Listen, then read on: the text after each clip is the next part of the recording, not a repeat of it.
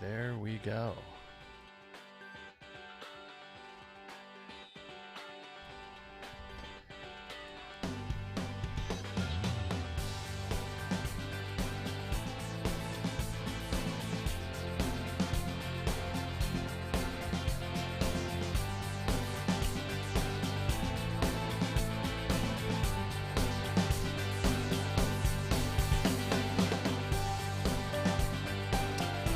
All right. Thank you so much, my friends, for joining us on another episode of Extreme Health Radio. Super pumped to be talking today with Elliott Hulse. He's been someone whose work I've been following for years, so this is going to be a fun show. We'll introduce him in just a second. I hope you guys are having a great Wednesday wherever you are in the world, whenever you're listening to this. If you're new to our work, we do shows 3 days a week on Monday, Wednesday, Friday at 10:45 a.m. Pacific time. So if you guys want to join us on YouTube, it's a lot of fun. You can watch as it happens in real time, ask questions to the guests. We have a good time. So 10:45 a.m. Monday, Wednesday, Friday, and we're on YouTube, so make sure to subscribe. And let me give you a quick little rundown of our upcoming show schedule. We've got so many good guests coming on, lots of cool stuff. It's funny, after doing this show since 2012 and interviewing over 600 people, I'm just still so excited to talk to people. It's amazing. So today, obviously, Elliott Hulse, we're going to be talking about character, developing character, discipline, and how that relates to men in our culture. So it's going to be a good show. Then on Friday, we've got Scott Nelson. We will be talking with him about photobiomodulation, or as it's known on PubMed, LLLT, low-level light therapy. So that's going to be a cool show this Friday at 10:45. And then next Monday, we have Dr. Zach Bush, medical doctor, and he's the formulator of, I think, a product called Restore, which is really great for gut health. So we'll talk to him about gut integrity. And then next Wednesday, Sim Land, we'll talk with him about intermittent fasting, autophagy, all kinds of cool stuff. Next Friday, Dr. Randy Tent. Then we have Nathan Walls. We'll be talking with him about light, water, and magnetism. So a lot of cool stuff happening. So make sure to join us. Click subscribe wherever you're listening, and let me bring Elliott Hulse up. So this is going to be a cool show because I really feel like it's something that we all need to learn more about and to develop in our own life, is character and integrity and knowing who we are, where we're going, what our destiny is, what our passions are, and how that all relates to how we live our day-to-day life. And so on his Instagram, he says, "I train men to grow stronger and to be the dominant leader of their lives." And let me read a quick little bio for you. If you guys don't know who he is, I'd be surprised, because he's been doing the YouTube thing for like 10 years. 2.5 million viewers on his YouTube channel. It's crazy. He's a self-made entrepreneur. He overcame learning disabilities and disadvantages to become one of the most prolific visionary leaders of our generation of men. He runs Strength Camp down in Florida and travels the world holding grounding camps that use tribal dancing, breathing, and active meditation to help men break free from self-limiting beliefs. And just an awesome guy. Like I mentioned before, I regularly watch his videos. Let me turn his mic up and bring him on the show. Elliott, man, thanks for being on. My pleasure. Yeah, man. So I was just kind of looking at your YouTube channel, because I've been following you for years, and I think you've been doing the YouTube thing for like 10 years. Is that right? Or even longer? Yeah, I started in 2007, so a little over 10 years. When you started, did you think that you had, I don't know how many hundreds of videos that you've done, but isn't that amazing? All of that inspiration resulted in like 300, 400, 500 videos. Did you think you had that in you? No, I didn't. See, like a lot of times these days, people go into making YouTube videos to become famous, to be a YouTuber or YouTube famous. That wasn't my intention at all. In fact, I don't think such a thing existed back then. Most of the videos were like cat videos and, people pulling pranks, stuff like that. And I just started putting up YouTube videos because I had a gym that I was running, and I wanted my members to share their workouts with their friends so that they would bring more members in. And little did I know that people worldwide would be watching those videos, and they started asking me questions, and popularity just grew from there.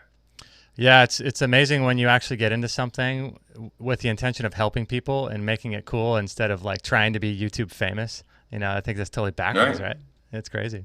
Um, yeah, so I'm pretty familiar with your story, having watched a lot of your videos over the years and your journey through entrepreneurhood. And what struck me was a video you did years ago where you kind of went through like down memory lane, through where you Hmm. grew up and where you did your trainings in the park, and how you overcame that struggle. And that was probably one of the most impactful videos, seeing your journey from where you started to where you are now. Yeah. Thank you. Yeah, it's an awesome story, man. Overcoming everything you overcame to do what you do is really cool. When did you start getting into? Because I know probably within the last year or so, you've been sort of shifting, probably longer than that, into helping men, and that's been a big part of now what you do. Did you start seeing a difference in your audience, and you felt like that was something you were called to do?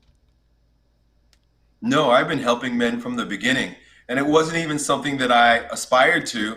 It was who was attracted to me. I'm the oldest of four children, three brothers, uh, oldest of all my cousins.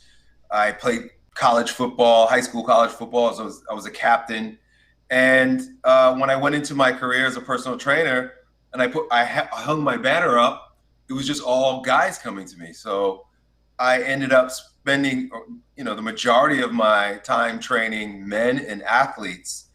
And so, I didn't think anything of it. I just realized that that's who I am. That's what I'm about. That's who's attracted to me. So that's my audience. Those are my customers. Um, when I started making YouTube videos, it was the same thing. I look at the audience and it's, 90% men. So I've always, yeah, it's not like I tried to make that happen. Right. Even when I worked in a fitness gym, it was weird. I worked at what was lifestyle, like an LA Fitness. Uh Now it's huh. LA Fitness.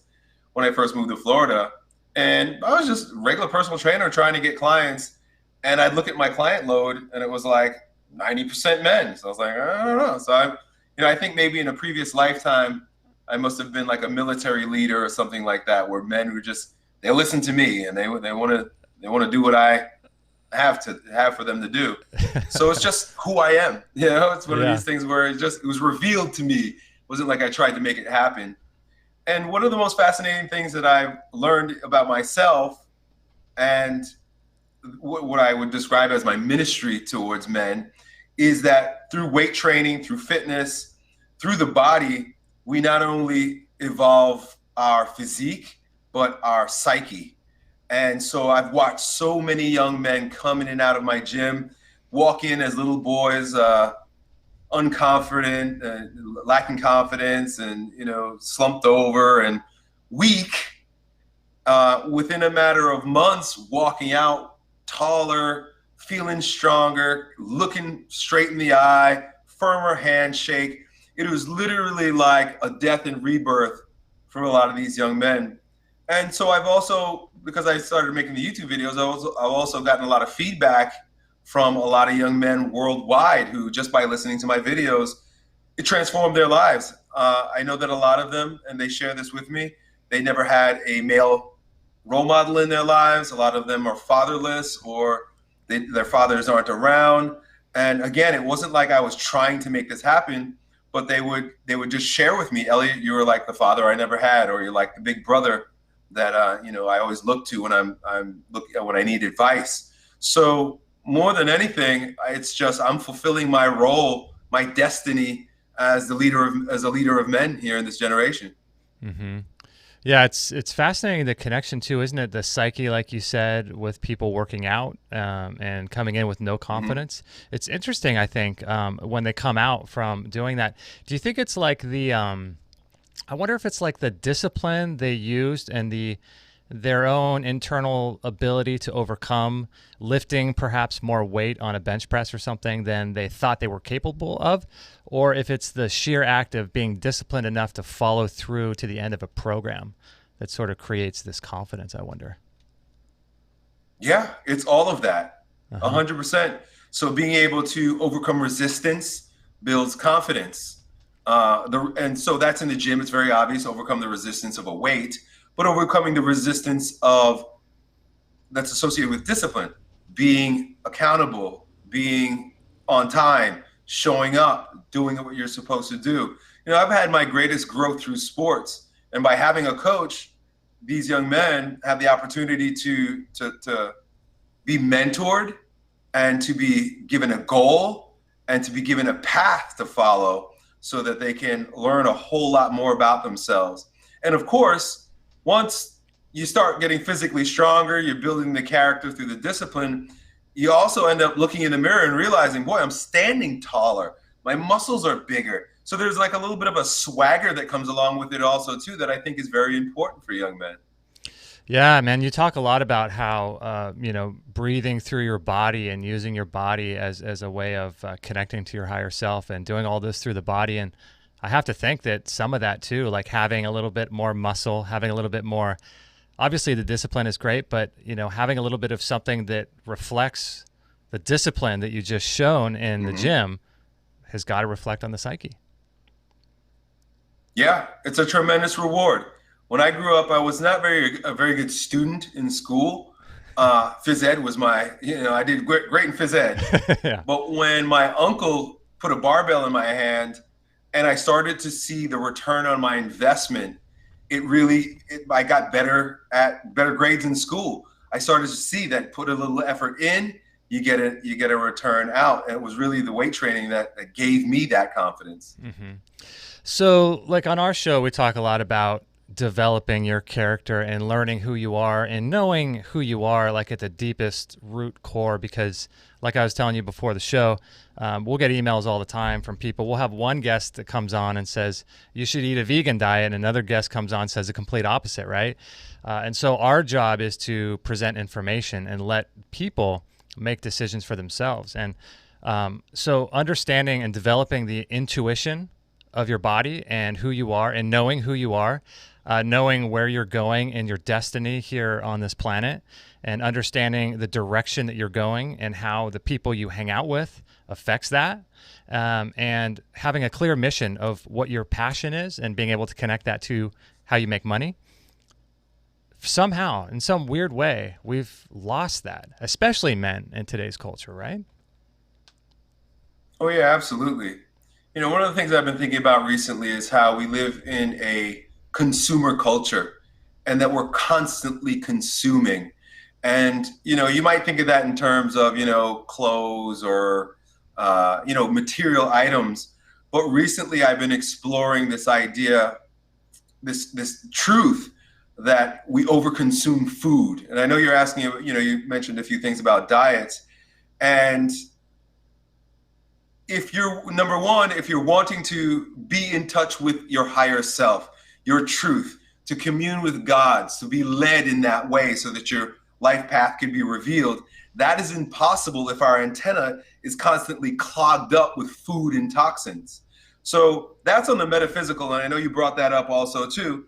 If we're wanting to explore our metaphysical reality, our greatest selves mentally and spiritually, then we've got to clear out and clean the antenna, our nervous system, from all of the gunk, which is the tremendous amount of food that we're constantly consuming.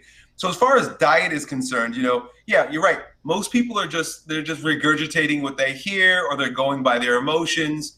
They have no clue what diet is best for them. And what I say is stop eating. Just quit eating. I think that fasting is the greatest physiological approach to good health, but also the greatest psychological and spiritual tool for a deeper connection to ourselves so that we could be led into what the right diet is for us. Mm-hmm. Yeah, I think so too. It's a practice, right? That's been used for centuries. Every great spiritual teacher was a faster, and it was obviously a part of Jesus's life. And for some reason, we just eat and eat and eat and eat and don't stop eating until we go to bed. It's crazy, Right, and that's the problem, really, right there. It's the overconsumption of food. Mm-hmm.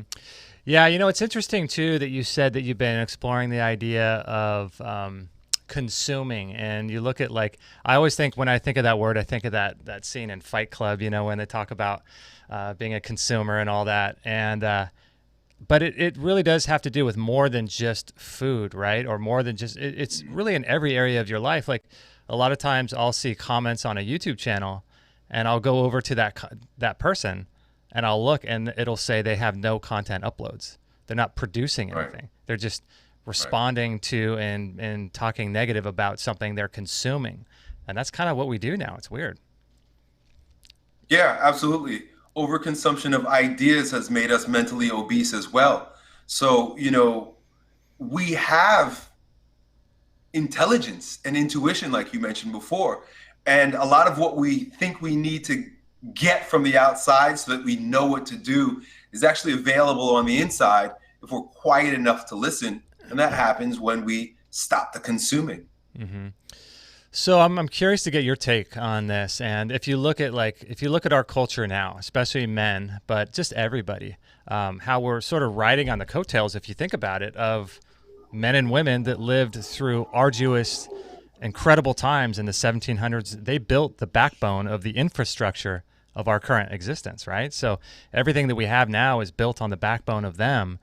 And you look at how today's culture is, and people are offended if you don't use the pronoun ZSE or whatever the new pronoun they're telling kids in college now to refer to he or she. I'm curious what your thoughts are. Is it school? Is it programming? Is it media? Do you have any thoughts on like why we're so disconnected from ourselves? Why men and women don't have any clear idea about what they're supposed to be doing with their life? Like, where does that connection start, do you think? Well, in the research of history, it always shows, particularly with the Roman Empire, we can look back that towards the end of its cycle, its life cycle, the society becomes decadent.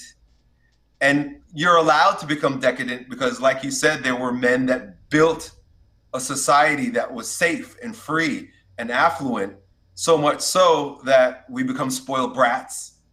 I think there's a really good saying that I keep seeing like posted where they say, hard times create tough men create great times create weak men, and weak men create tough times. And so it makes perfect sense because it's like we're seeing that cycle when we're almost right. We're basically right at the end there where now good times created weak people and weak people are creating bad times. And so you look around and there's a myriad of confusion in so many different realms of our life. You're talking about the sexual confusion, which is a byproduct of the massive amounts of pollution, both physiologically and psychologically, that is being pumped into our bodies. We don't know who we are, so much so that we can't even tell whether or not we're actually a man or a woman. That's pretty pathological. And so I know that we are living in end times. We are living at the end of an age. If you study astrology or you study the Bible, you'll see it anywhere in either realm. You see that we're leaving the Piscean age when we're moving into the Aquarian age based on these ancient calendars, based on the stars, which, that we came to know ourselves for a myriad of generations by looking to the cosmos. And so those calendars show us that, they said 2012 was the end of the world. Well, yeah, it is. It's the end of one cycle and the beginning of another cycle, which means one needs to die while another's being born. And I think we're watching that. We're watching the death and destruction and the degradation of a degenerate culture.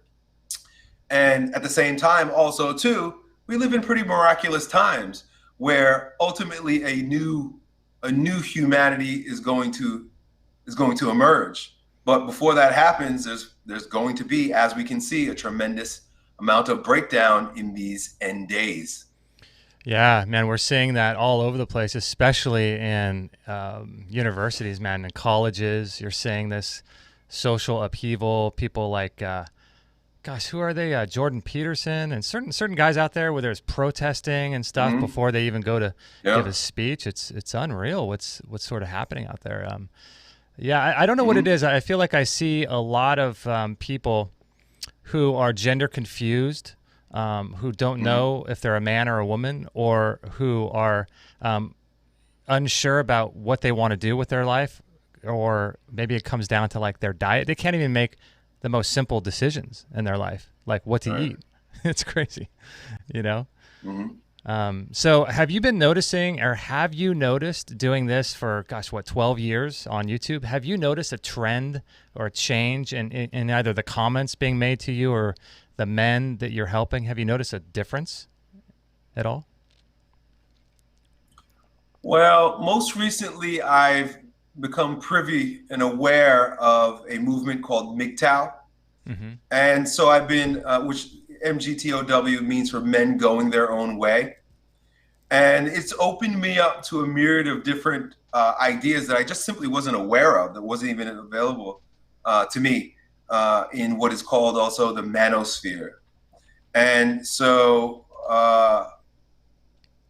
I see that young men are suffering because not only are they confused, but also women are not making it any easier on them too, because they're confused. Not only are the young men struggling to find their place, know their path, but they're dealing with women who ultimately are taking on masculine roles, where women, where men are becoming more feminized, women are becoming more masculinized. And so, they don't know what to do. So they're choosing to just reject intersexual relationships altogether. And that's why they call it going their own way. And I can empathize. I can see why they would want to do that. So explain a little bit about that, because that's new to me. I never heard of that. MGTOW. I just brought it up on the screen. Men going their own way. So that means, does that mean like alpha males deciding to do their own thing? Or does that mean, what does that even mean? I don't know what that means. Well, men checking out, basically. So if you look at the way society, particularly Western society, is constructed, there's what they refer to as a female dominant primary. And it's as simple as just looking at like divorce laws in most states in the United States, they lean towards the woman. So there has been this tremendous amount of empowering women in a myriad of different ways, beginning in the 1960s, like with the birth control pill. And now we've got divorce, not divorce, but we've got, abortion legislation that allows women to kill their babies essentially on the way out. It's pretty crazy. So with this, men, and then if you just look at the media also too, and how men are portrayed in the media, men are poised to look, or positioned to look, more tyrannical and evil, or dumb and useless. So a lot of TV shows, you'll see like Homer Simpson types, or like Al Bundy types, where like, the husband's a loser, and he's like one of the kids in the home, and like the wife is there to save the day. This is all social engineering. This is all psychological social engineering. So with the laws being against men in these particular ways, marriage laws, I've been married for, going on 15 years. I married my high school girlfriend, and things are going well. But if you look at, and I love my life, I love my family, but if you look at, again, you look at like the way divorce laws work, and the marriage as a state contract under the rule of the government, it never works in the man's favor. And so this movement arose as a backlash to the feminine primary agenda, and the challenge that they're having dealing with masculinized women. So they're just basically saying, I'm washing my hands, I had enough of this, and I'm getting out of there. And so I wasn't aware of this, to be completely honest. And a lot of this is new to me, simply because I haven't been dating. I'm not in that world. I was in a completely different world. But now that I'm aware of it, and I start to read the questions and the comments from a lot of my male viewers, I began to realize how much of a issue this is and how much it's pressing on them. So much so that I've brought my voice, which has stood strong for men in fitness, to how they lead their families or how they lead their lives, in order to bring some stability to a world that's crumbling before their eyes. Mm-hmm. So you mentioned social engineering, and it's pretty obvious. Most people that listen to this show or watch our YouTubes and stuff, most people that are sort of in the know understand what's going on with social engineering. But I'm curious, so you're mentioning social engineering. What do you think would be the purpose of displaying men in one of two of those roles, which is the evil, tyrannical dictator, or the guy that's like the dumpy guy that doesn't do anything? He hates his life, sits on a couch, watches TV, or just a stupid kind of guy. What do you think is the purpose for displaying men in those contrasts like that? Well, when you weaken men and take their power away, the society is much more easily manipulated. And so, I was reading a book recently, and I heard that Hitler once said that the easiest way to control a society is to take the man out of the home and make the woman dependent on the state, and make the women and children dependent on the state. And you see that most evidently with the African American community and the welfare state, where there is bonuses for not having the husband in the home. You get more welfare money if there's a single mom, and also the tremendous amount of young black men in prison. And so in order to gain control, and you see this happening now, in the feminization of our society, where now, like you said, men are becoming weaker. We're being poisoned through our food and through the air and through the water. We're being manipulated through the media to take on very beta and female characteristics. Then women then begin to rise in there, and you begin to see that woman's rising and empowerment. Like I said, in the 1960s, birth control pills and divorce and abortion and all of these things. And then you start to have a situation where, and then women voting, you have the situation now where the emotions, the feminine emotions, the female, start to want to make decisions about the society based on emotion and not logic. And that's when a society begins to crumble. When you see that people are fighting against the fact that we need a wall at our southern border so that we don't continue to get a flood of immigrants coming into the country. Not immigrants, my parents were immigrants, but illegal immigrants coming into the country, in a country that's already broke and committing crime and wearing down our financial resources. When you've got a very feminized society, you can very easily manipulate stories to just portray the poor women and children, which tugs at the heartstrings, and completely ignore the logic that we can't do this. It doesn't make sense. It's dangerous. It is irresponsible. We're going broke. So all those things that are logical, that are more masculine in thinking, get thrown out the window, completely ignored because of the way people feel. So you've got a lot of feminine men who are against logic, and you got, which is normal and natural for women to be more emotional, but with the tremendous amount of unresourceful power, where we see ourselves in a situation where a country is making decisions that are not logical and not good for our health. Mm-hmm. Yeah, man. I mean, it seems to me like one of the first things that people could do to sort of extract themselves from this matrix, this weird, bizarre world that we're living in, is to simply just turn off the TV, turn off the radio, turn off, unless you're listening and filling your mind with like really good information. I know you take walks in the mornings and you listen to audiobooks and you're constantly reading. I doubt you're watching much mainstream media these days, are you? No, not watching mainstream media, but I do like to keep my finger on the pulse. I checked out for a very long time. And this past year, particularly as young men started reaching out with the challenges they were having, and I got introduced to MGTOW and Red Pill and things like that, I started paying attention once again. And I do think it's important, because if we're going to be leaders, we ought to know where the tide is going. So I don't watch it to, from anything more. I watch it in order to be informed about where the people that look to me for leadership are, and so that I can relate to their circumstances that much better. Mm-hmm.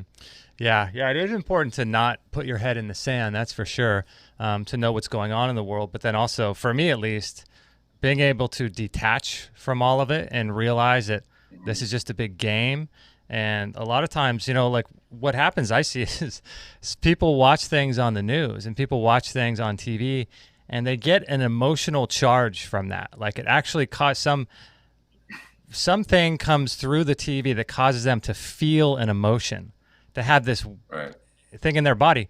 That to me is the most bizarre thing ever. Just that alone. It's crazy. Yep. That's what the media does. It sensationalizes and emotionalizes things. Mm-hmm. And so that's what they're preying off of, all of our negative emotions.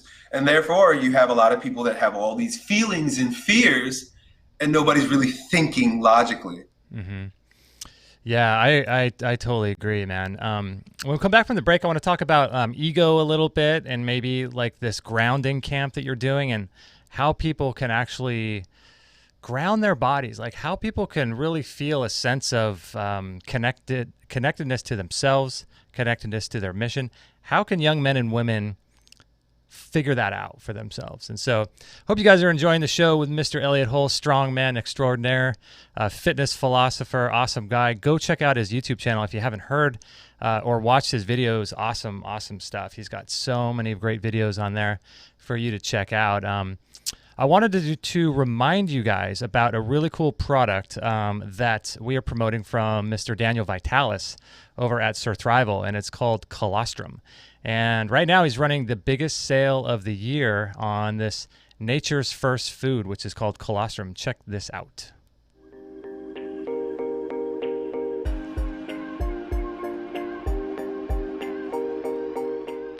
Forget superfoods. Colostrum is mammal's first food. Containing the essential building blocks for growth, gut integrity, and immune health. Often referred to as liquid gold, colostrum is known to balance immune function, support digestive health, and increase endurance and lean muscle mass. Colostrum's naturally balanced and living nutrition, which supplies growth and immune factors, is a delicious dose of restoration that's easy to use in powder or capsule form. Clean, conscientious, tested antibiotic-free, and produced in a U.S. GMP certified facility, it's your first food for second chances. Yeah, my friends, colostrum is one of my favorite supplements that I get on Sir Thrival. We just ordered, in fact, a 4.4 pound bag of Daniel Vitalis' colostrum. So colostrum, if you guys don't know, is really incredible for retaining the integrity of the gut lining and helping the body and the gut tube to seal itself. And it's used all over the world for that, and it's nature's first food, but it's also really incredible for building your immune system with all these different immune factors. So improving your digestion, improving immunity, who does not want that, right? So if you guys want to check out the colostrum, I think it's running through the end of March 2019, the biggest sale of the year on colostrum. So make sure to go check that out. The other thing I wanted to tell you guys too about is the one of our favorite exercises, and it's the Bellicon rebounder. Let me bring that up on the show. I'm a big fan of working out. I've worked out at least 3 days a week since I was 19. I'm 43 now. Working out has been part of my life. It always will be. And when I first learned about rebounding, I thought, what is this? Like jumping up and down on a mini trampoline? This is like Jane Fonda kind of stuff. Like, what? This is so 1970s, right? So, but then I started learning about the actual health benefits of it. And I've seen Elliott do rebounding as well. And it's really incredible for your lymphatic system, for one. So what doctors don't learn much in school is that you have more lymphatic fluid in your body than you do blood. Unfortunately, they're never taught about that. But when you go to the doctor, the first thing they check, if you feel like you're coming down with the flu, is your neck. They check your lymph nodes. And so they check your groin, your armpits, looking at your lymph glands to see if they're swollen. And your lymph system is filled with millions of one-way valves. But the problem is that your lymph system doesn't have really a pump.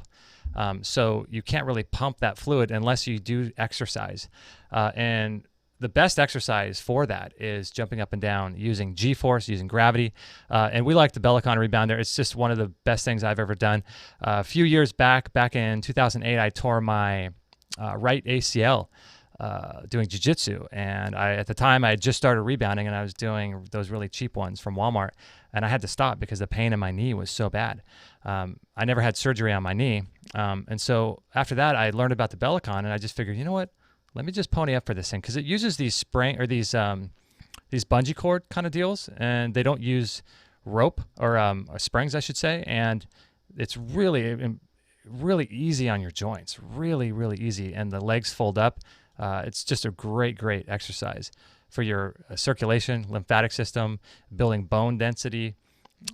It's just incredible exercise for that. And let me play a little clip here from one of our former guests all about rebounder. This is Dr. Judy Mikovits. And let's think about the simplest thing. I used to do one of those rebounders for exercise back in the 80s and things like that. And it's a wonderful way to move your lymphatics, because a lot of these toxins simply clog up the highways. Think about LA.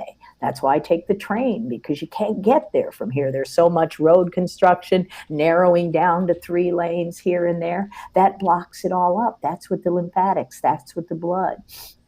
That's why we see all this swelling and inflammation. And then all of these toxins are talking to the cells that say, I have to go repair. And overdoing repair causes cancers, because you need to turn that off.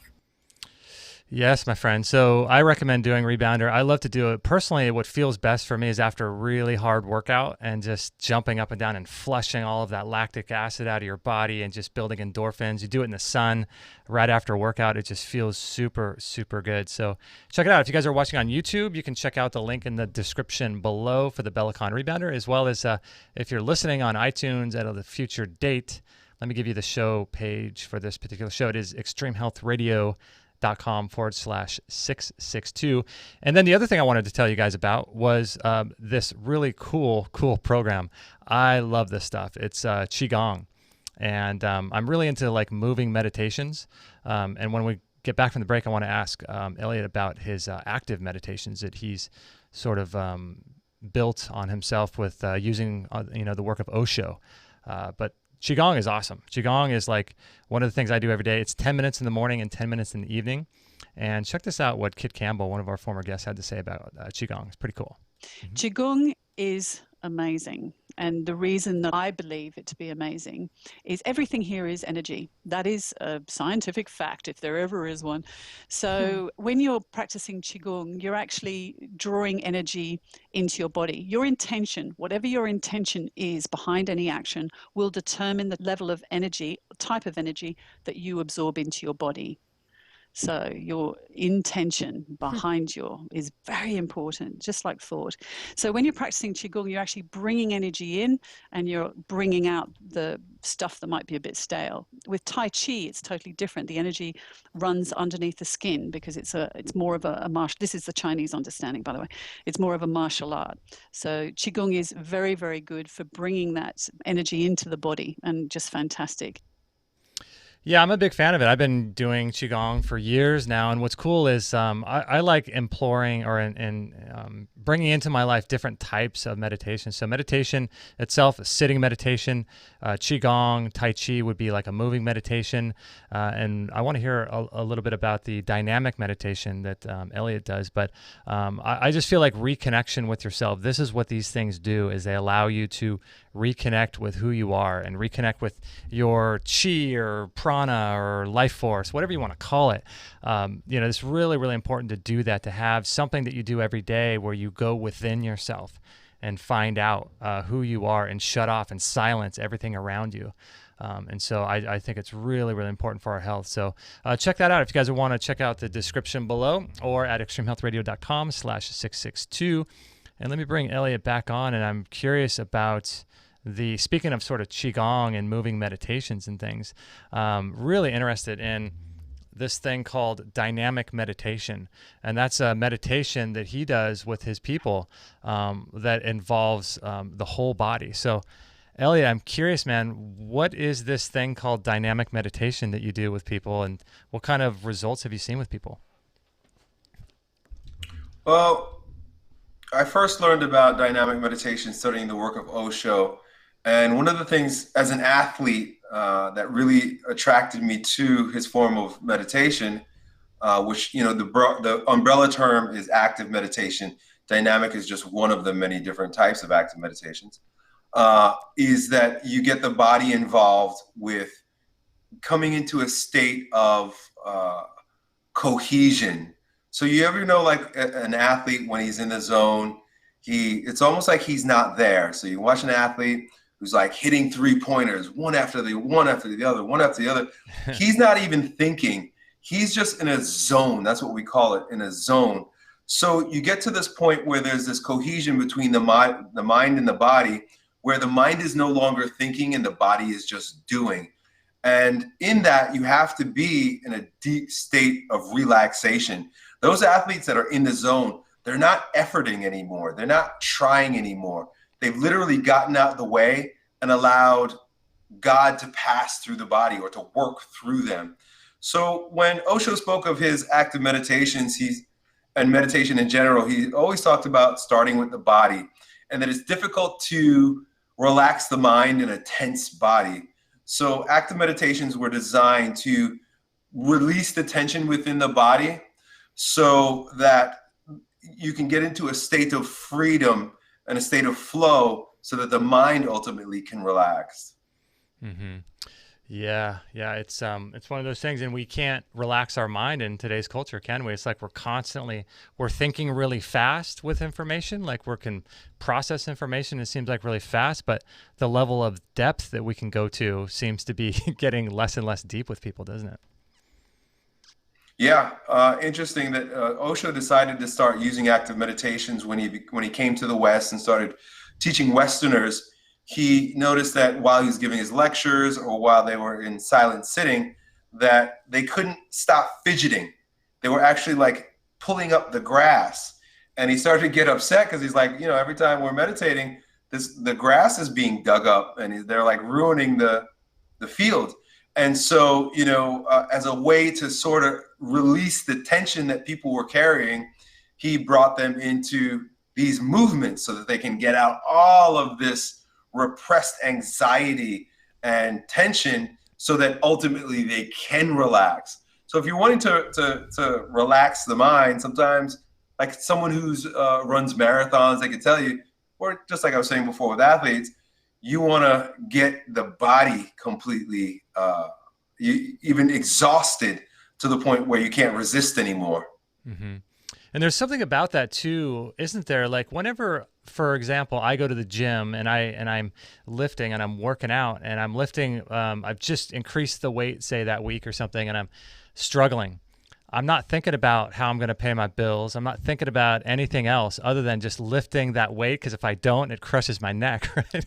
So it's like a way of keeping you in the moment. And I feel like in our world today, we're driving to work, we're sitting down in desks, we're doing all these things that are very sedative or sedative. I don't know how you say that, but we're doing things that basically doesn't allow our body to exude any kind of feeling or emotion. And so when you are doing something like a dynamic meditation, I imagine you just feel like $1,000,000. It's like the shavasana at the end of a yoga session where you're spent. That's it. You're done, right? Mm-hmm. In fact, the Osho active meditation has 5 stages, all building up like a climax. A lot of his work he adopted from Wilhelm Reich. And Wilhelm Reich spoke of something called the orgastic wave, where there's a build up, there's a climax, and then there's a come down, let down. And so with Osho active meditation, dynamic meditation, we begin with a lot of heavy, chaotic breathing. And it, as an athlete, when I first saw this being done, I was like, oh man, that looks like so much fun. I want to do it. Yeah. But there's a lot of pumping, trying to move in this chaotic and spontaneous way.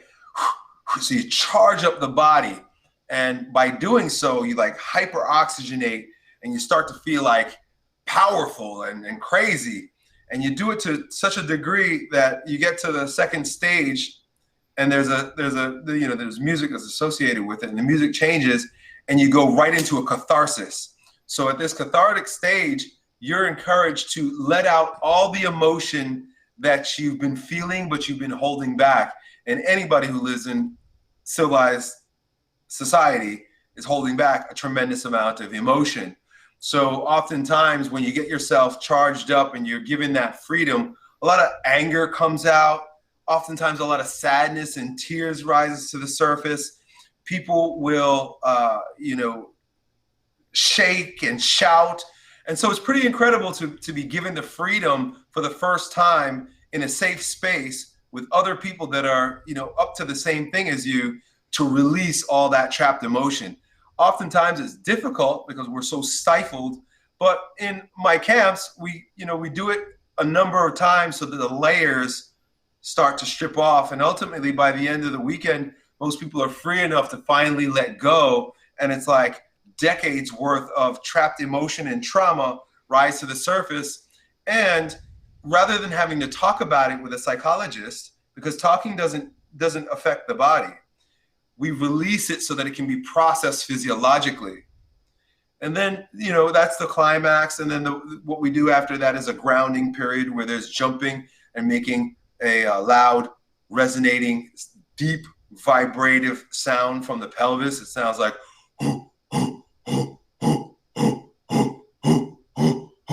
and then there's a freeze stage where you're in complete stillness, complete silence. This is kind of like the Shavasana, where now you can slow down and integrate and finally relax into yourself. And then the meditation proceeds with a moment of celebration. So it's it's an amazing tool that does tremendous work for people, and it's a lot of fun, and it's something that's really needed. And I find that a lot of people crave this type of experience, and that's why Grounding Camp has done so well. Yeah, man, I can understand why. Do you do it like every day or once a week, once a month? What's your schedule like for that? No. And that's a part of the reason why I created Grounding Camp also too, because if I were to jump and shout and hoot and holler at 6 a.m. in my house, yeah. First of all, I'd wake up all my kids and my neighbors. Yeah. Most of us, we just don't have the availability for that. So what I've decided is that it would be great for us to separate ourselves from society. Separate ourselves. We usually do these camps out in the wilderness somewhere at like, where they have, there's nobody else around. And so we're doing it in a secluded area. We can make as much noise as we can. And for a lot of people, this is the first time ever that they were able to let go and release in that particular way. And it's so liberating. Mm-hmm. I'd imagine it would be too, to be with other people who probably, it's like getting out on the dance floor, right? No one wants to be the first guy out there. You look kind of crazy, right? But when you do it with other people who have that same sort of desire, and there's going to be no judgment from those guys, right? Exactly. Yeah. I imagine it's super, super healing too internally. We've done quite a few shows. I know you're pretty familiar with a lot of stuff in the natural health world.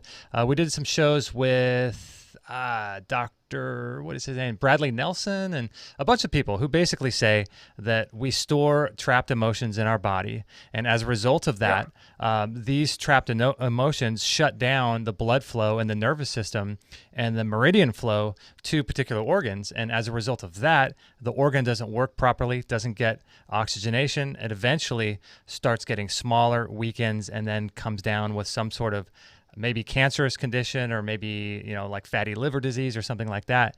And being able to release those emotions that are tied to particular organs man, there's probably so much going on that none of us even know. But when your guys are doing the grounding camp, like there's probably so much going on internally with those guys that they might be healing from something massive that they don't even know they have. Yeah, that's the objective. So that when we can finally release that muscular armoring, according to Wilhelm Reich, that we not only become more free physically, people's posture changes. It's incredible because there's this unconscious tension that's being held that finally, I can let go of it and it's relaxed. And I remember the first time I really started doing this, my body changed, my ability to breathe deep changed. I just felt more relaxed and more grounded and more centered. But then also too, I started to see the changes in my life because my paradigm shifted. I wasn't seeing through the trapped emotion. I wasn't proceeding from a place of trapped anger or unresolved fears. I was actually free enough to be open and available to the truth of every moment and make better decisions. Mm-hmm. That's why I call it grounding camp, because it's a big part of what we're hoping to achieve. Mm-hmm. Yeah, and I imagine that's like going much deeper. But I think it would behoove all men and women in today's culture to find something that presses you, find something that is really, really difficult physically, whether that's jiu-jitsu or boxing or weightlifting, something, right, to get all of that negative energy out, driving in a car, people driving around, flipping you off, and all kinds of crazy stuff happening, coworkers, all that stuff just gets stored and stored and stored and stored.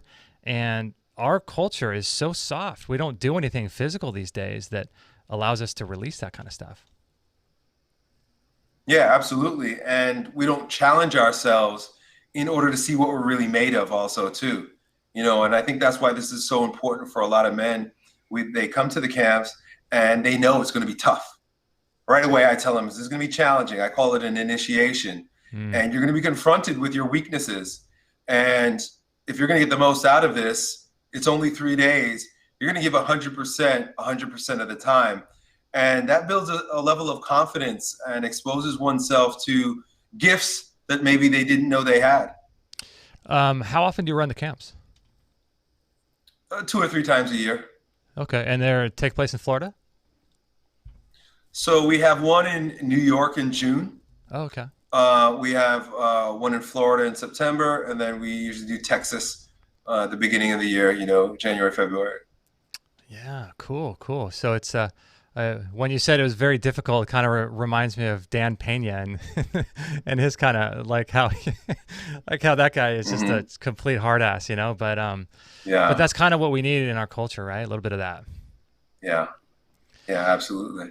Yeah, I've got so many different questions, and there's questions coming in from the chat room, but I wanted to talk with you a little bit about ritual and ego, because I know you talk a lot about that, and I'm fascinated by your thoughts about that. And with as far as ritual goes, it seems as if modern culture, men in particular, there is no ritual that takes us from one phase of life to the next, or there's no ritual when it comes to our disciplines. We're just lacking ritual in our lives, don't you think?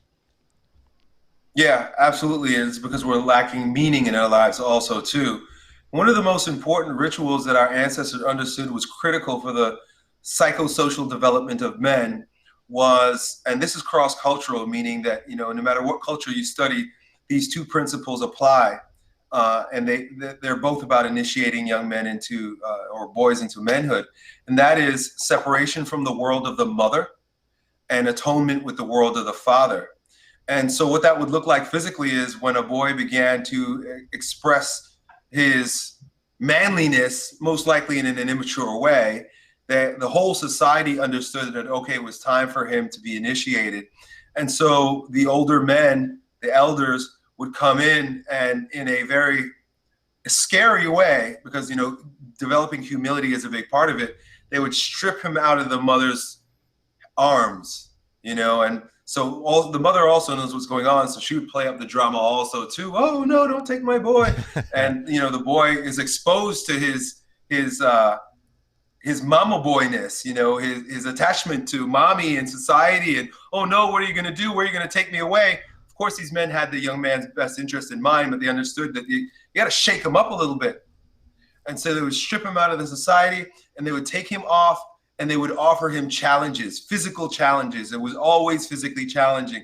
They would be fasting. They would be like I do at grounding camp, lots of active meditation or like activities that they were, or challenges that they were forced to go through.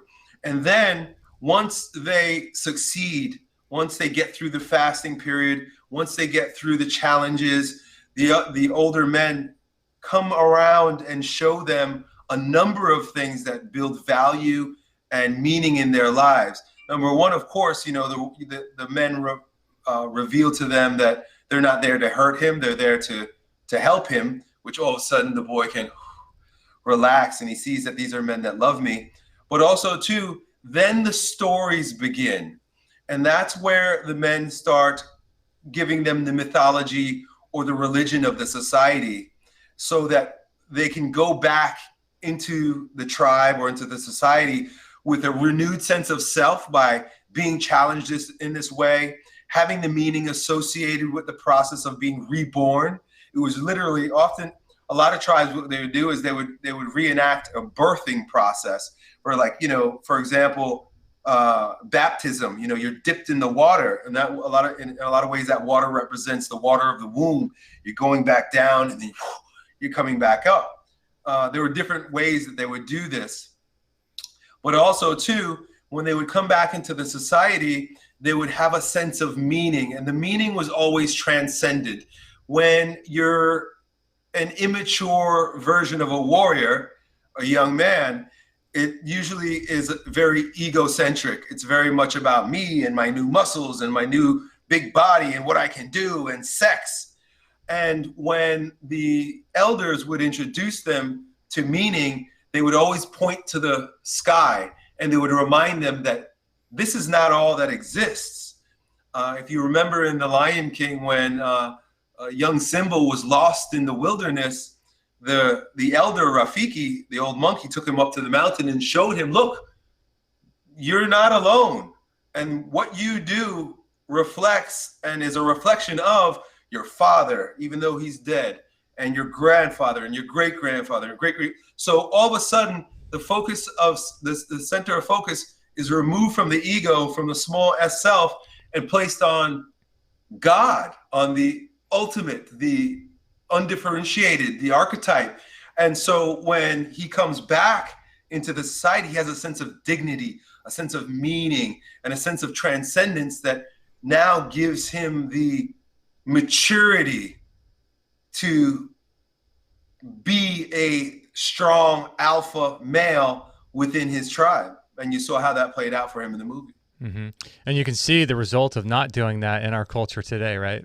It's evident everywhere. Oh, absolutely. We've got, and I think the biggest, we talk about the feminization of our society, but one of the things that really keeps men trapped in that feminization is that lack of separation from the world of the mother, which, if you study the word mother, comes from matter, which is the material world. So we're so attached to money and to clothes and to women and to cars and all these material things.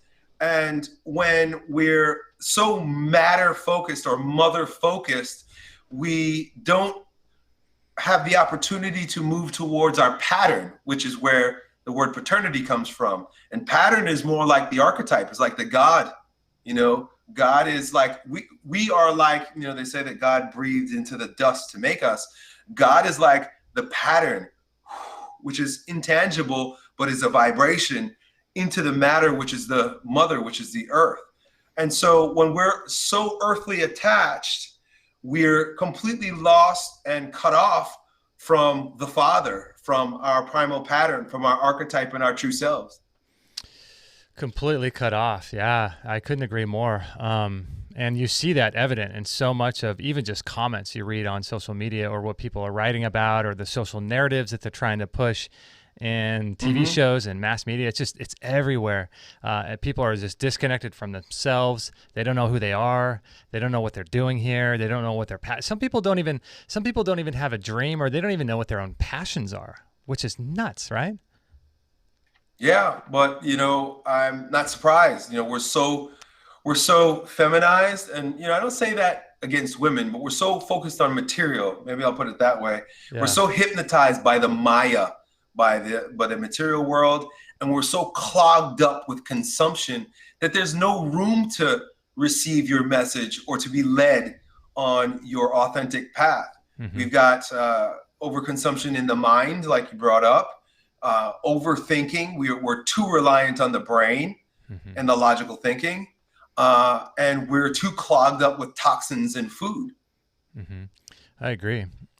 And it's interesting you mentioned ego a little bit, and I wanted to touch on that because it's an interesting thing, because with ego there's ways to harness it, and I know you've talked about it, and it's not like, in the sort of new age kind of world, or this is kind of the world that the natural health is in. It's a lot of like new age stuff.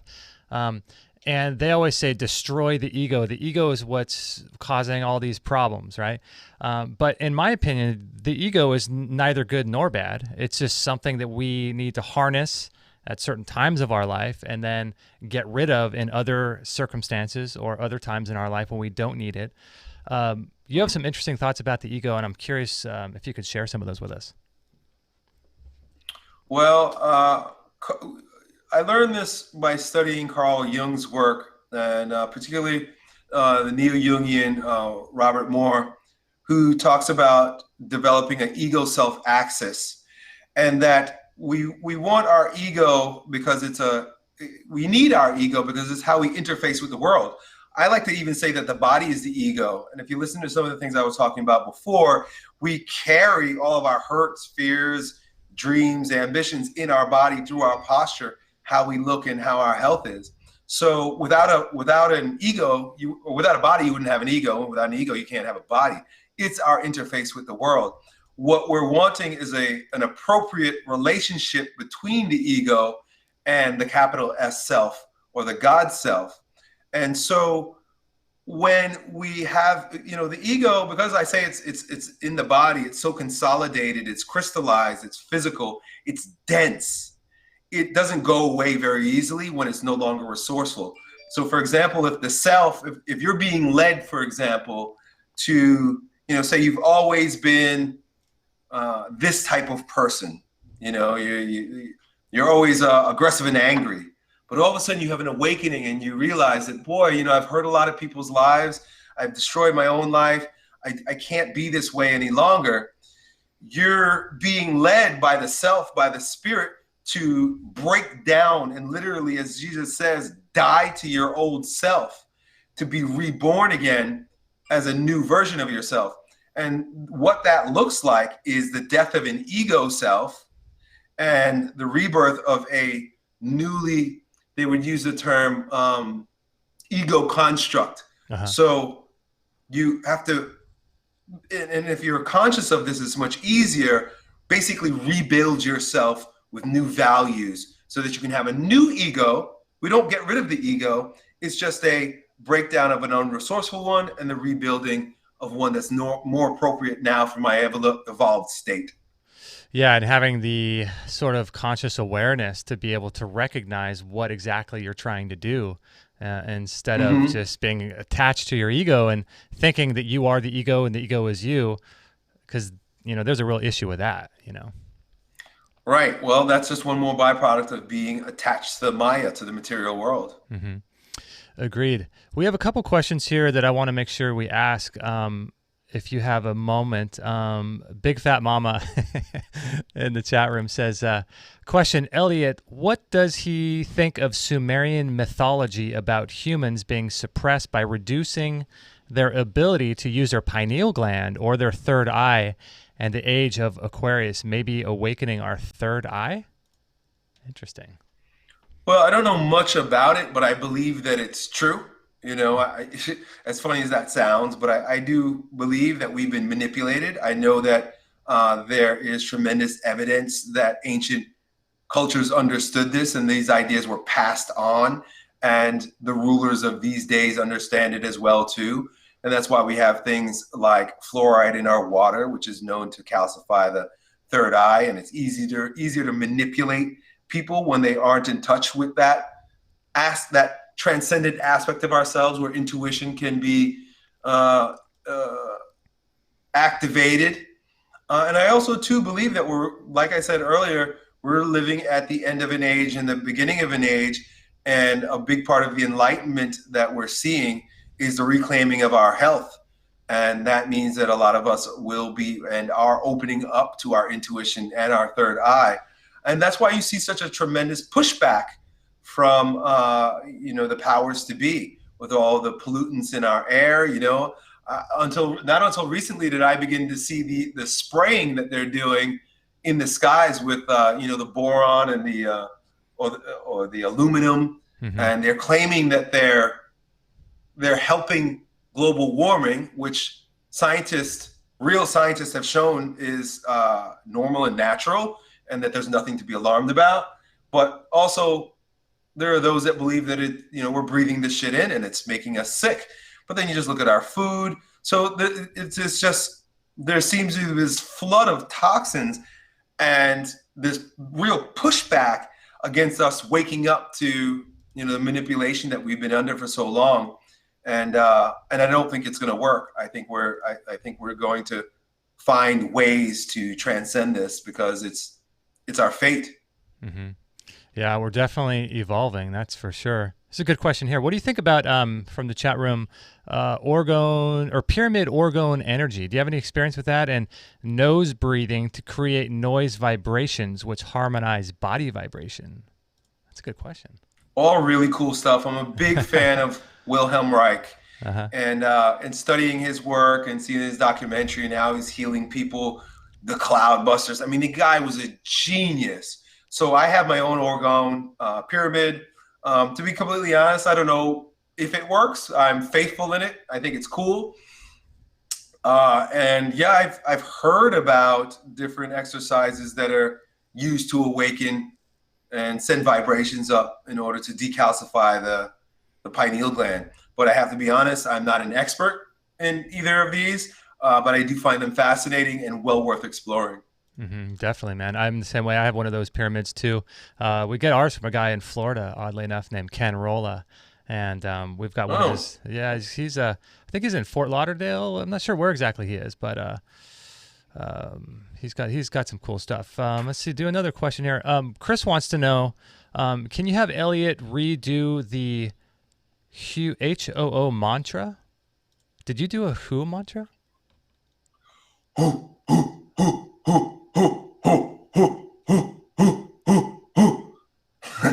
That's it. Okay. Yeah, people know I'm willing to do weird shit. You probably just wanted to see me do that. Hey, I hate to cut us short, but I have to go pick up my son at the bus stop. Oh yeah. But I'd love to wrap up with maybe a final question or anything else. Yeah, you know what? Let's just talk a little bit about explain people where people can find you. These grounding camps. You've got a lot of really cool digital products. You've got a great book. I didn't even mention. I should have mentioned this at the beginning of the show. He's got a really great book called King: The 4-Layered Approach to Becoming the Strongest Version of Yourself. So, tell people where they can find you and get all this cool stuff. Well, if you're interested in the things that I'm talking about, you can watch my YouTube videos. I've got thousands of them. I haven't been uploading very often lately, but just Google Elliott Hulse Strength Camp, and you'll find that in YouTube. Of course, ElliottHulse.com. And I've probably been most vocal lately on my Instagram, and that's where I've been putting a lot of my efforts. So, at Elliott Hulse. Awesome. On Instagram. Dude, and one thing from a fan here, are you ever, or are you thinking about dude, you should have someone convert all of your YouTube videos into like a podcast. I'd love to have a Elliott Hulse podcast. Yeah, I've been thinking about it. And maybe something, that'd be easy to do. I would just call it Yo Elliott, and I just put them all on there. Yeah. So thank you for reminding me of that. Yeah, that may be something that I do. Yeah, because I watch a ton of your content on YouTube, and I think that I listen to podcasts when I'm working out, and so it'd be great to get some of your stuff. Dude, thanks so much for being on, man. My pleasure. Thank you for having me. Yeah. Let's keep in touch. I'll email your wife the link to the show, and as soon as it becomes available, and feel free to do whatever you want with it. Amazing. Well, I appreciate it, and you have a great day. Awesome. Thanks, man. You too. Bye. Bye. Well, there you go, guys. Elliott Hulse. Awesome guy. I was a little bit, I have to say, I mean, I've been consuming his content for about 10 years now, and I was really looking forward to the show, and I could have talked for hours upon hours upon hours. If he and I were in a room, we could just chat for days.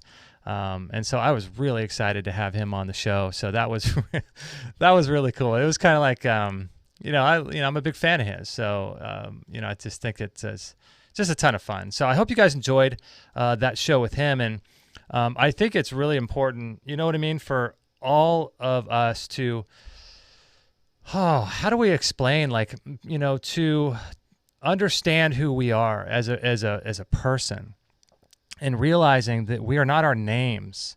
I'm not Justin Stellman. He's not Elliott Hulse. These are just titles that have been given to us. They're legal titles, and for example, given to us by the government in order to make money off of us. So our name is just a symbol. It's just a series of letters drawn in space. Our name is just a series of sound vibrations that we respond to. But our name has nothing to do with who we are. The same goes true with our ideas, our opinions, our sense of humor, what we think is true. None of these things are us. And so on one level, it's important to understand, to start with, the first step to understanding who you are is who you're not. And realizing that we are none of those things basically absolves us and dissolves us into more of a, how do I say this, a being of light, or more of an ethereal sort of being.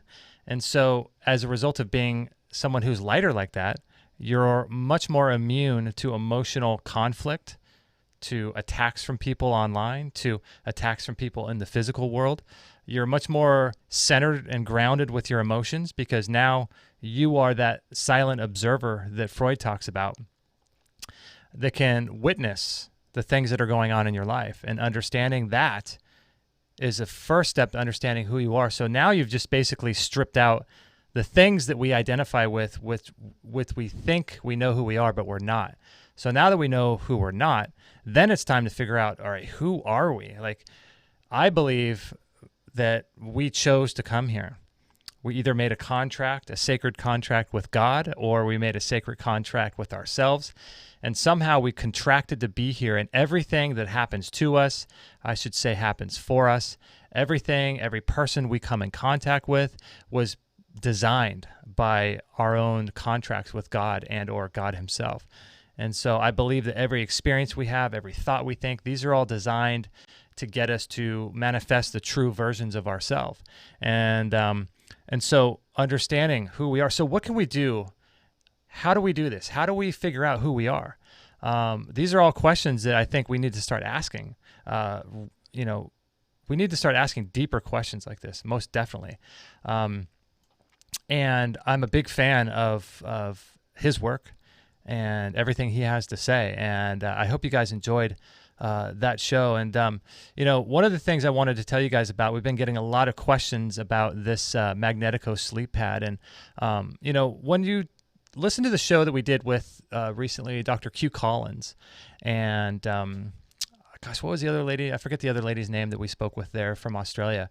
But we talked about deuterium and these motor neurons and motor parts of our mitochondria that power our bodies, and these produce a magnetic charge.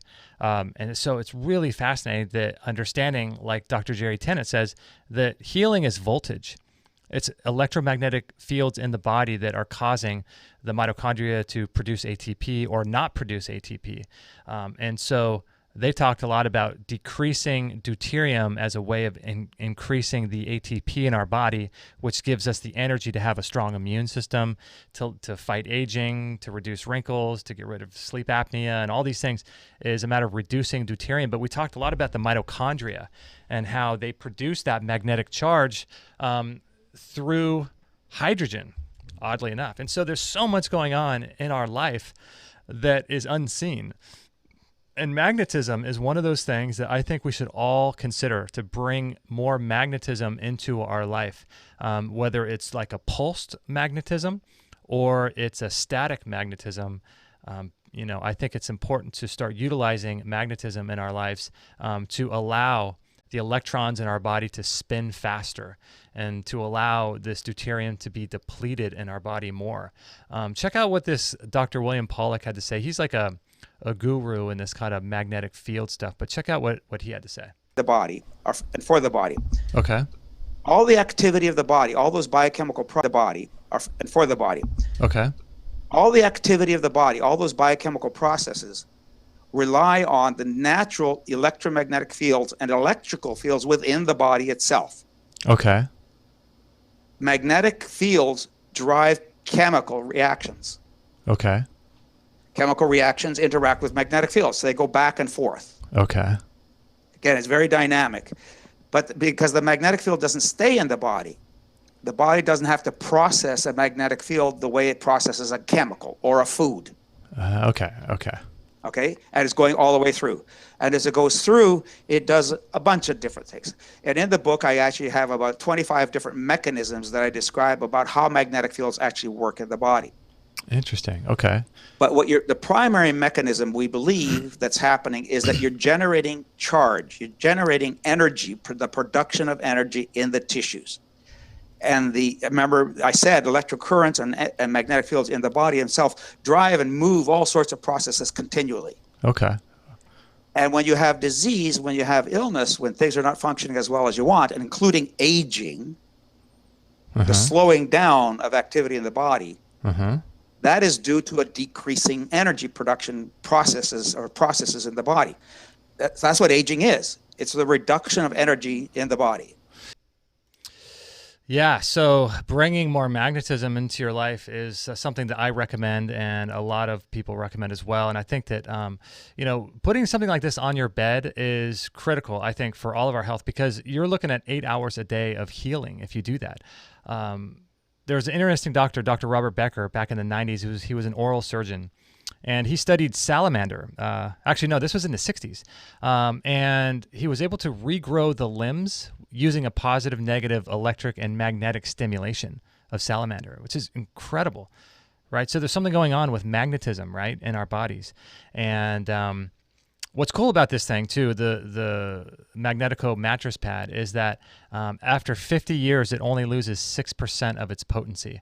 And the magnetic field of the Earth has been decreasing, some say up to 80% in the last 4,000 years.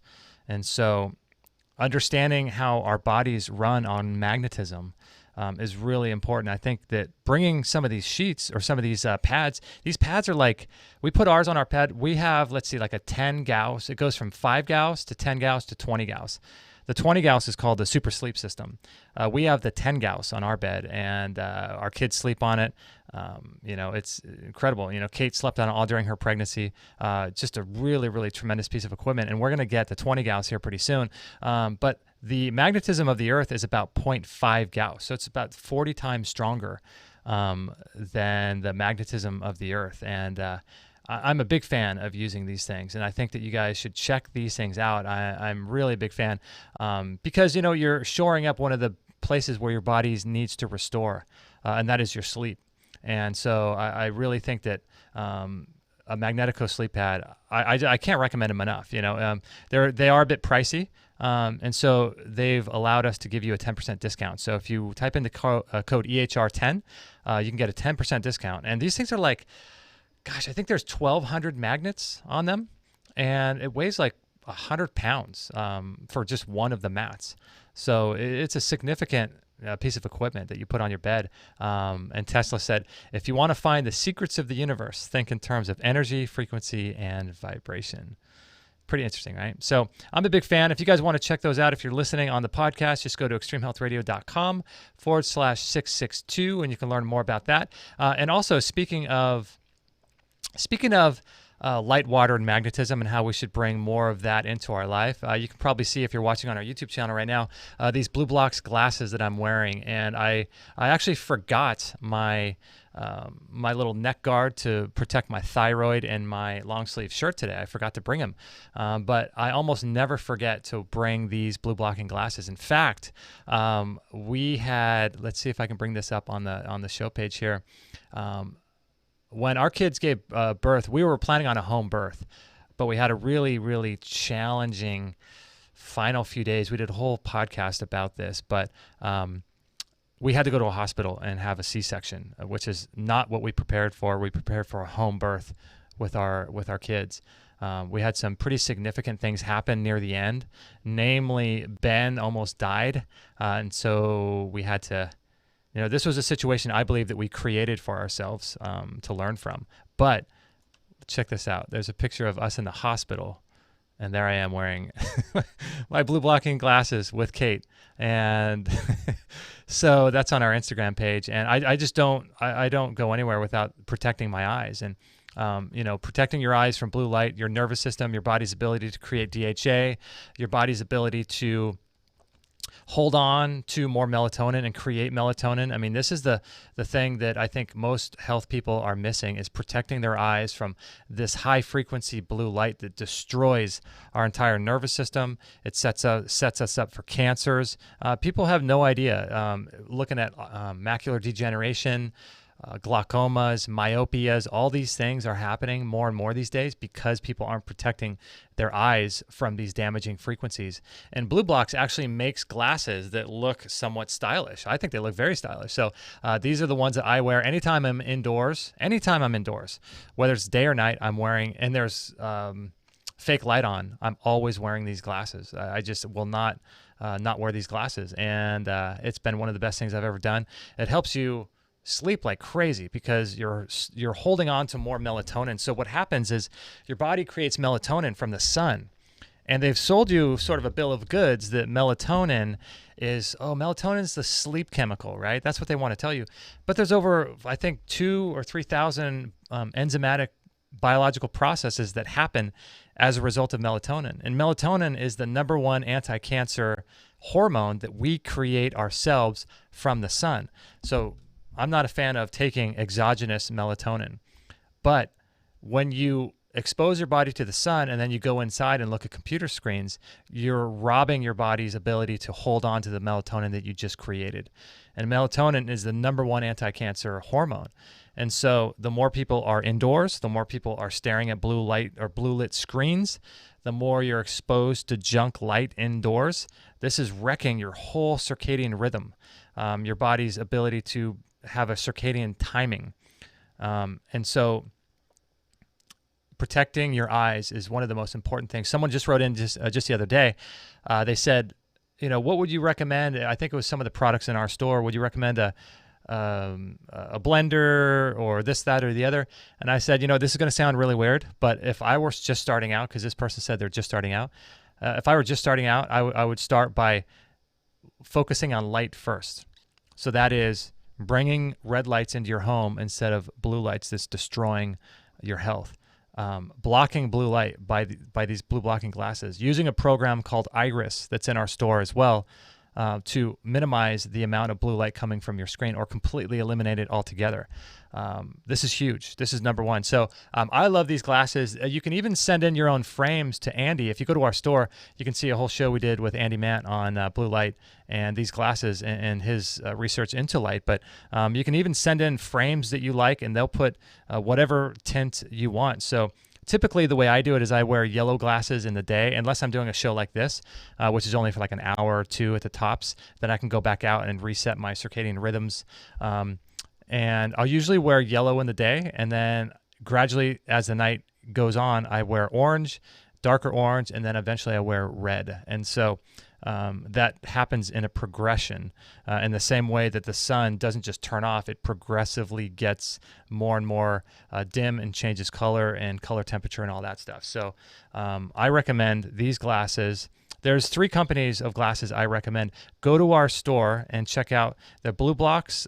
True Dark is the other company that we use and recommend, as well as Raw Optics is the other one too. So this is particularly, these are the glasses from Blue Blocks, and I have True Darks and Raw Optics. I recommend buying a ton of them for different scenarios. Keep some at work, keep some in your car. If you're looking at rear view mirrors and looking at headlights at 6 o'clock at night, that's destroying your circadian rhythms and throwing off your melatonin production in your body. So this fake light's everywhere. So it's really important to make sure you mitigate it.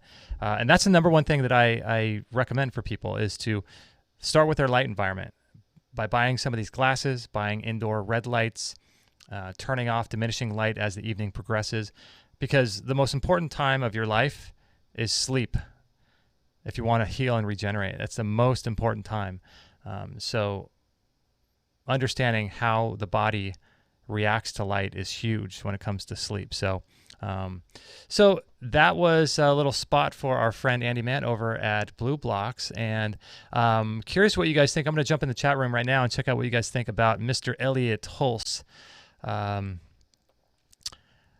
Sorry, I couldn't really. Shadowrunner says Ken Rolla knows what's up. Maybe I'll send Elliott Ken Rolla's stuff, because he's right there. I'm not sure how far they are from each other. I'm not sure exactly where Elliott is in Florida versus Ken, but that would be a cool thing for them to connect up, because Ken knows his stuff. So if you guys don't know who Ken Rolla is, he's been on our show multiple times. We have some of his products in our store. We have the Water Vitalizer Plus, as well as the Rest Shield, which is what we use in our bedroom.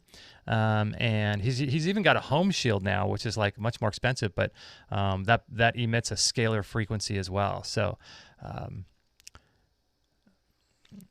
Shown Intelligence here says, your mother gave you your name.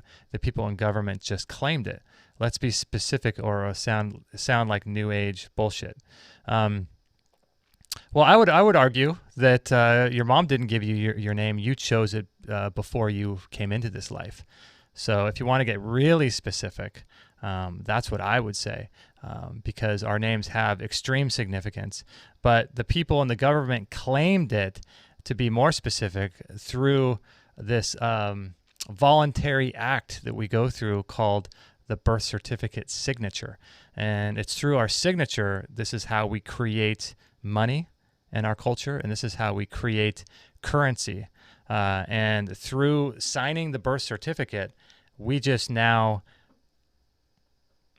created a fictitious business entity with the name that you have in all caps. And that essentially is what is bought and sold on the New York Stock Exchange and around the world, and eventually ends up in the DTCC, which is, the DTCC is the richest corporation on the planet that nobody knows about. I think they're at 55 Water Street, somewhere in New York, somewhere over there. And they handle all the deeds and the titles and the trust and all the paperwork that represents the money of the birth certificates, namely, but also the legal contracts for the sale and purchase of different properties around the world. And they handle all of those contracts. And so you can imagine that if each person's birth certificate is worth in the range of 3 to 5 billion, I've heard, but who really knows, right? Then you can imagine how if they're controlling the contracts for everyone in North America and England, and as well as Australia and New Zealand, you can imagine how rich and powerful that corporation is that nobody knows about. So it's really, really fascinating. So this whole idea of who we are, and Elliott Hulse and Justin Stellman and Ken Rolla, none of us are those people at all. So it's it's this weird social contract that the construct that the powers that be, like Elliott said, and through social engineering, they want you to believe that you are something. And then that's why a police officer always calls you, or calls you by your name. They want some sort of legal identification to match a legal representation, which is your name in all caps, to this person they just pulled over. Because if they can't make that match, then there's no proof in anything that you've ever said or done. So that's why it's really important to match the legal entity with that thing they call you through the use of a driver's license or something like that. And so once we understand the spiritual significance of this, it's really powerful, because then you can start going about the work that you're doing in this world and not be fazed at all by what people say about you, what people think about you, what people write about you online, anything like that, because you realize that you are just none of those things. And we have these two sort of fake entities right? These weird, egoic, fake entities that are now interacting with each other, like two people with a mask on. And if I dress up as, trying to think of a good example, if I dress up as a certain character and someone else dresses up as a certain character, and then those characters interact with each other, they're interacting with each other based on the character that they're both playing. But neither of those people are those characters. And so in our culture today, we see all these interactions with people. It's their characters, it's their constructs, it's their ego, it's their connection to those things that they think they are. It's those fake characters and fake entities that are interacting with each other that's causing all of the strife. And once you strip all that away and realize that we are just none of those things, we are pure love that God has created here to be here, in my opinion. And so it's understanding who we are and who we're not. And I think it's really would behoove all of us to focus and to do some things in our culture, or in our lifestyle, I should say, that, what's the right word to say here, that sort of re-solidifies the connection to our true, authentic self. And that could be something like Qigong, that could be something like active meditation, that could be something like a regular meditation, that could be yoga, that could be reconnecting with yourself through breath work, that could be all of those things. But really sit down and figure out, like, what am I doing here? Who am I, and why am I acting in such a way that I'm not even in alignment with the person that I'm acting like? It's just this bizarre thing. And where am I going in this world? And what's my mission here? I feel like it's a part of social engineering to control information that we're exposed to that ultimately disconnects us from all those answers to those questions: who we are, where we're going, what our passions are, what our mission is, what direction are we heading, what is our mission in life. No one on the street, if you ask those 5 questions to people on the street, no one's going to know the answer to any of those questions. Most people don't even know who they are. If you ask them who they are, they say, "Well, I'm a man," or "I'm a woman," or "Who are you?" "I'm a scientist," or "I'm John Smith." And we're none of those things. And so understanding that, I think, is huge. It's the first step to freedom and to enlightenment. And reconnection with ourselves, to others. And I think it's really important for all of us to do that. Because like I was telling Elliott during the show, that I can't tell you how many emails we get from people saying, "Hey, what diet should I follow?" Or, I started doing the paleo diet, but then I learned about the raw vegan diet, and now I'm confused. And we're constantly, because we are not grounded, we don't know who we are and what we stand for. We haven't developed discipline and character in our life. We're tossed to and fro, like it says in the Bible, right? We're tossed by the winds and by social change and by circumstances and these things that happen that cause us to feel an emotion. And then we listen to what the next guy says, and then we listen to what this other guy says, and then we follow what he does. All the while just following blindly these people that we set up as leaders for our life, not realizing that we need to cultivate that within our own selves. And so, a lot of this is deep spiritual, emotional work, connected to physical work, connected to dietary work as well, cleansing, detox. All of this stuff is so important to reconnecting with who we are. Because when we have a culture, when we have 330 million people in the United States who understand who they are and understand who their mission is, or what their mission is, and what their powers are, what their passions are, and they're doing things in their life that are in alignment with that, then you have a powerful society full of people who aren't easily manipulated, who aren't easily tossed to and fro, who don't watch some commercial and get fearful and afraid, right? Because they use fear to control us. And fear is the number one way to get people to do anything. And so that's why during our commercials, I do my best to not to make you feel afraid of anything.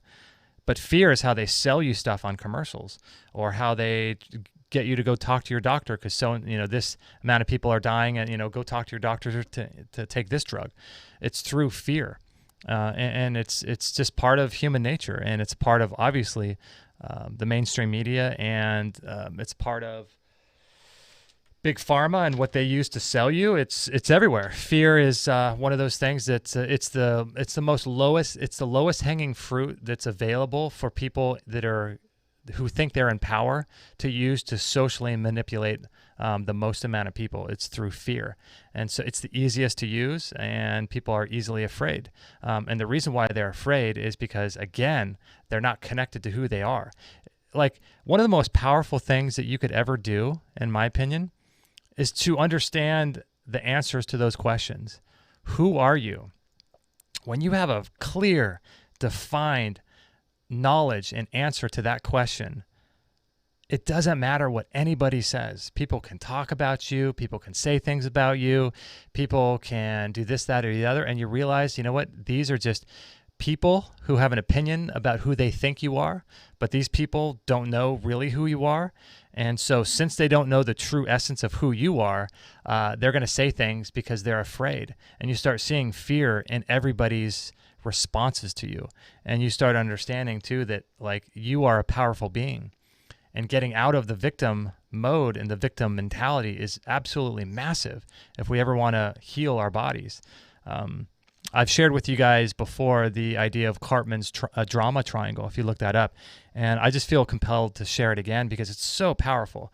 So the idea is that all of us in our lives spend our lives in one of three energy fields, and we can move between those three energy fields at different times based on circumstances in our lives. But the three energy fields that we born, live, and die in typically are the roles of the helper, the perpetrator, and the victim. The helper, the perpetrator, and the victim. And you can see now that when we are trying to recover and reclaim our health, we fall into the victim mentality that 5G is going to kill us, electromagnetic fields are going to kill us, GMO foods are going to kill us, deuterium is going to kill us, blue lights is going to kill us. All these things are going to kill us, right? There are these things that we set up, and we purposefully put ourselves into a weakened position from the role of a victim. And human beings love fear, and they love being victims. I don't know what it is. It's sort of like our default situation. I don't know why, but we just love being the victim because for some reason we feel comfort when we have someone to come and save us. And you look at the social narratives of all the movies that are on today, it's always the hero, right? The hero's journey, and the hero comes to save the victim. And so there's some weird comfort in knowing that you're a victim, and I don't know why, but it's there. Some people play the role of the helper, and that's where a lot of us come in, and that is we spend the majority of our time trying to help other people, whether they want our help or not. Like, I did a whole video on this inside of our Extreme Health Academy. If you guys want to take your health further, I did a whole video about this, but this idea that we are wanting to help people who don't want our help or who never ask for our help, because we realize we've been able to change our lives, right? And we want other people to experience the same thing. And so we want to help other people, whether they ask for it or not. And so that's the other energy field that we spend most of our time in. And then there's the few out there that spend the most of their time as the perpetrator. Now, the perpetrators are like the Dan Peñas of the world. They're like the alpha male in a bad way. They're the guys that go to jail for 30 years for committing some crime, and they live till they're 95 years old eating jail food and getting no sunlight, right? These are the perpetrators. These are the people that say, I don't care what anyone says or thinks, I'm doing things my way, like the famous song goes, and I don't care what anyone says, I'm doing things my way. And if I hurt you in the process, I don't care, right? That's the perpetrator. And so oddly enough, the person with the weakest immune system and the person with the strongest immune system is probably not who you're thinking. The person with the strongest immune system is the perpetrator, because they're embodying in a physical way, they're manifesting in a physical way what's going on with their white blood cells. So our white blood cells, we want them to be perpetrators, right? We want them to seek and to destroy viruses, chemicals, fungus, bacteria, parasites. We want our white blood cells to be that part of our immune system that seeks and destroys and gets rid of things, right? And so Jim Rohn, in his really great audio course, The Challenge to Succeed, talks a lot about this. So we want the perpetrator energy field, but we don't want to exude that on other people. So there's a balance there. But the weakest position is not the victim. The weakest position is the helper. And the helper energy field is that person who gives away their own immunity and strength and gives that away to help people who don't even want their help. That's the helper energy field. And so for some reason, we're stuck in the victim and in the helper energy field. And so it would behoove us to understand how we can harness the power of that third energy field, which is the perpetrator, and understanding that we don't have to be a victim, right? We don't have to be beholden to the idea that toxins are going to kill us, chemtrails are going to kill us, GMOs are going to kill us, they're going to come and take our kids away. All of this stuff puts you in a victim mentality. And so having a perpetrator mindset, I think, is one of the best things that you could ever do. And harnessing that in a way that's nice to others, that's nice to yourself, but having that understanding that we are powerful beings, that God, or whatever you want to say, created us, or whatever your construct about that is, doesn't matter, that we are powerful beings with much more ability and power to heal and to be of strong character than we know about. And so now the interesting part about all this is Jung talked about, Carl Jung, about this Cartman's energy field and turning a two-dimensional object into a three-dimensional pyramid and bringing that third dimension into it and rising above those three energy fields as the pinnacle, the apex, or the top of the pyramid, and looking down on those three energy fields without any attachment in the role that most of us never get to, called, what he said, the silent observer of them all. And that is to be completely unattached to being in those three energy fields, all the while recognizing that we're powerful beings. And so bringing a three-dimensional way of looking at something that's a two-dimensional triangle and bringing that into a three-dimensional pyramid, understanding complete detachment from those things while understanding that we are powerful beings, this is where we can have real impact on the strength of our immunity and understanding who we are. And so I think that's a really interesting way of looking at this whole idea that we call immunity and things like that. And I think it's something that we can think about. And when you start interacting with others, realizing that people are purposely putting themselves into a victim mindset or putting themselves into the helper mindset and giving away their power and their energy. And so what I try to do now is I don't offer any help to anybody who doesn't want it. And so I'll share with you a story of something that happened recently. My mom, someone at her church whose body has some cancer cells going, my mom said for me, asked me if I would email this person and help them out. And I asked a little bit more, and my mom said, yeah, this person's really interested in what you're doing and blah, blah, blah.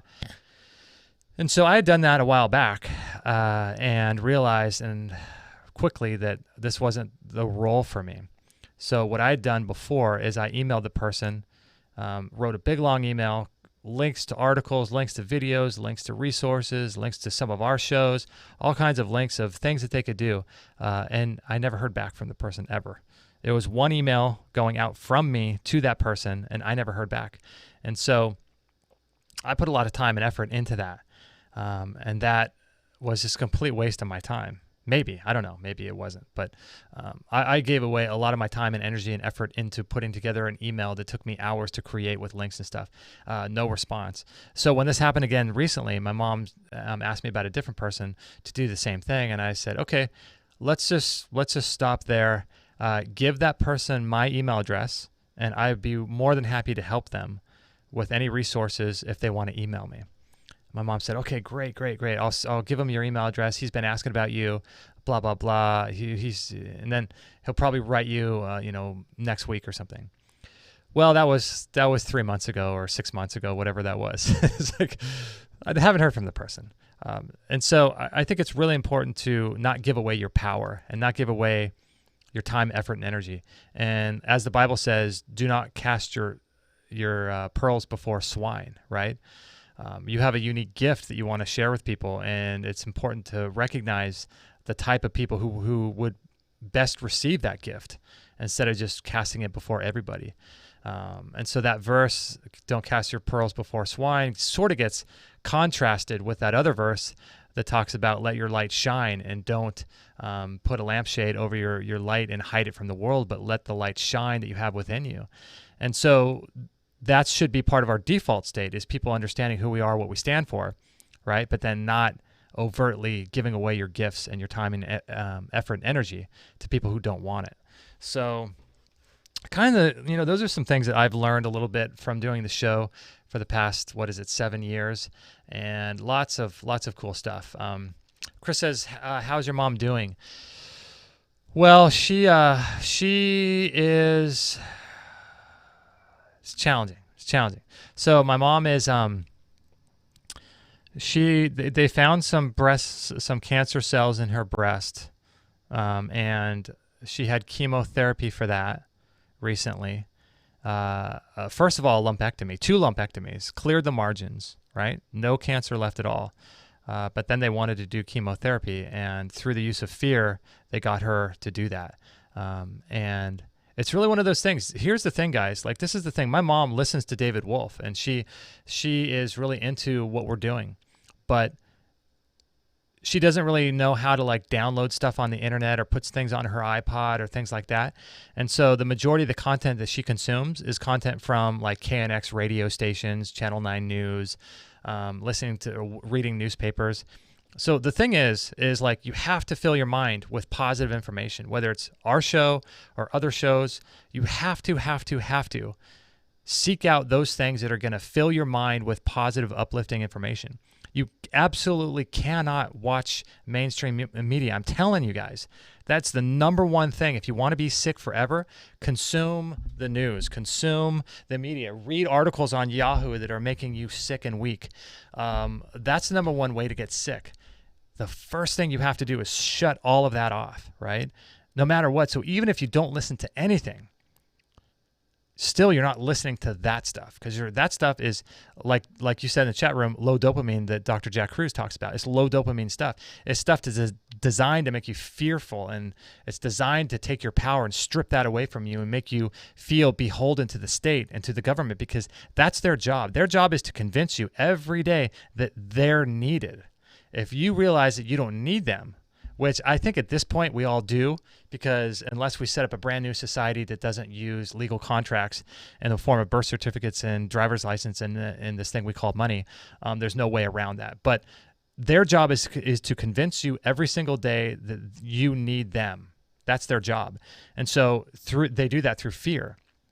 So it's really important, guys, to turn all of that off. Even if you can't replace it with something good, just turning that off and just being with your own mind, being silent and listening to your own thoughts, and having a thought while you're driving, say, and to carry out the logical conclusions of that thought, and thinking of counter arguments people might say, trying to construct an argument that has good outcomes in terms of figuring out the answers to certain questions. We don't do that these days. We're very surface level. We think quickly but not deeply. And so anyway, all that to say, sorry, Chris, I got off on a tangent. Through the use of these types of medias, my mom was fearful and decided to do the chemotherapy, the radiation. She just finished up she did 30 rounds of radiation treatment it was like 2 minutes per session. It was like a 1 or 60-minute or 60-second session. She did that for 30 days. So it was like 7 weeks or something, 6 weeks. She just wrapped that up. And so now what we need to do is get her on a deuterium-depleted diet, because if you listen to our last show, that was really fascinating, all about deuterium. It's on YouTube. And we need to get her cleansed and working again. So thanks, Chris, for asking. I appreciate that. Big Fat Mama says Jack Kruse would say that confusion is low dopamine. Yeah, low dopamine is what they're using through the use of blue light and through frequency and 5G and all that stuff. They're trying to disconnect us from ourselves, guys, and trying to make us sick. You look at what's going on. They mention over there, all those guys in the biohacking world talk about what's going on in China called the celibacy syndrome. People are not having sex, and people aren't even interested in it because of this blue light destroying their hormonal structures. So this is a big deal. Angie says insecurity or falling short, so maybe we gather excuses. Yes, very cool talk. Thank you. I appreciate that. Gonza says, been following Elliott, very down to earth. Yeah, Elliott's a cool guy, man. It's interesting, too, the evolution that he's gone through with him. And there's not a lot of people that lift weights and have turned that into a career, but it's really based off the foundation of philosophy and spiritual growth and personal development that he weaves into his strength training programs. I think it's really fascinating. And if I tell you, I would never think in a million years a weightlifter like him, a big fitness and exercise guy, would be able to do videos the way he does on spirituality, on personal growth, personal development, these types of subjects. Because you would think that the average weightlifter is like a meathead, right? They're not interested. Somehow, either through the use of his content or his personality or something, he's been able to, I think he's got over like 2 million YouTube subscribers, something crazy. And he's a dynamic guy, and I love what he has to say. And I follow a lot of his work. And I think that personally, I would love to see him start a podcast because I'd be listening to that all the time. People who have diabetes, I always tell them to YouTube Jason Fung, who cures diabetes in 5 to 18 days. And it's up to them if they want to work on something serious for a week or two or live with it for life. Yeah, we had one of Jason Fung's, we were going to have him on the show, but I think he was busy doing a project or something. And so we had one of his business partners on the show a while back talking about fasting. And for those that don't know, Jason Fung does a lot of work with intermittent fasting. Leave the ball in their court with minimal effort from myself. I'm not sure what you mean by that. But yeah, that's cool. You refer people to the work of Jason Fung. Big Fat Mama Justin, in your Qigong practice, is there any say whether to breathe in and out through the nose? Do you have any breath work which is loud or forceful like Elliott? I don't have any breath work myself. Like Elliott's, but I do a lot of breathing through what they call the Buteyko method, and we did a whole show about this with a couple different people, and I can think of 3. Sarah Hornsby, what is his name? The guy from England that we had on. He's a Buteyko guy. Forget what his name is. And then Carol Vanderstoep, who's a myofunctional therapist and written a book called Mouth Matters, and they talk a lot about breathing and breath work. But I'm telling you guys, whatever breath work, they say that it's really not good to breathe through your mouth because you create nitric oxide by breathing through your nose that you don't get when you breathe through your mouth. And you also create a vortex energy through your nostrils that you don't get by breathing through your mouth. And by breathing through your nose, it actually causes the gases in your blood to uptake more carbon dioxide, I think, and to oxygenate the tissues in a better way. So it changes the pH. The fastest way to change your pH is through breath work. And so you can just tell by that by doing deep breathing, and you can pass out, right?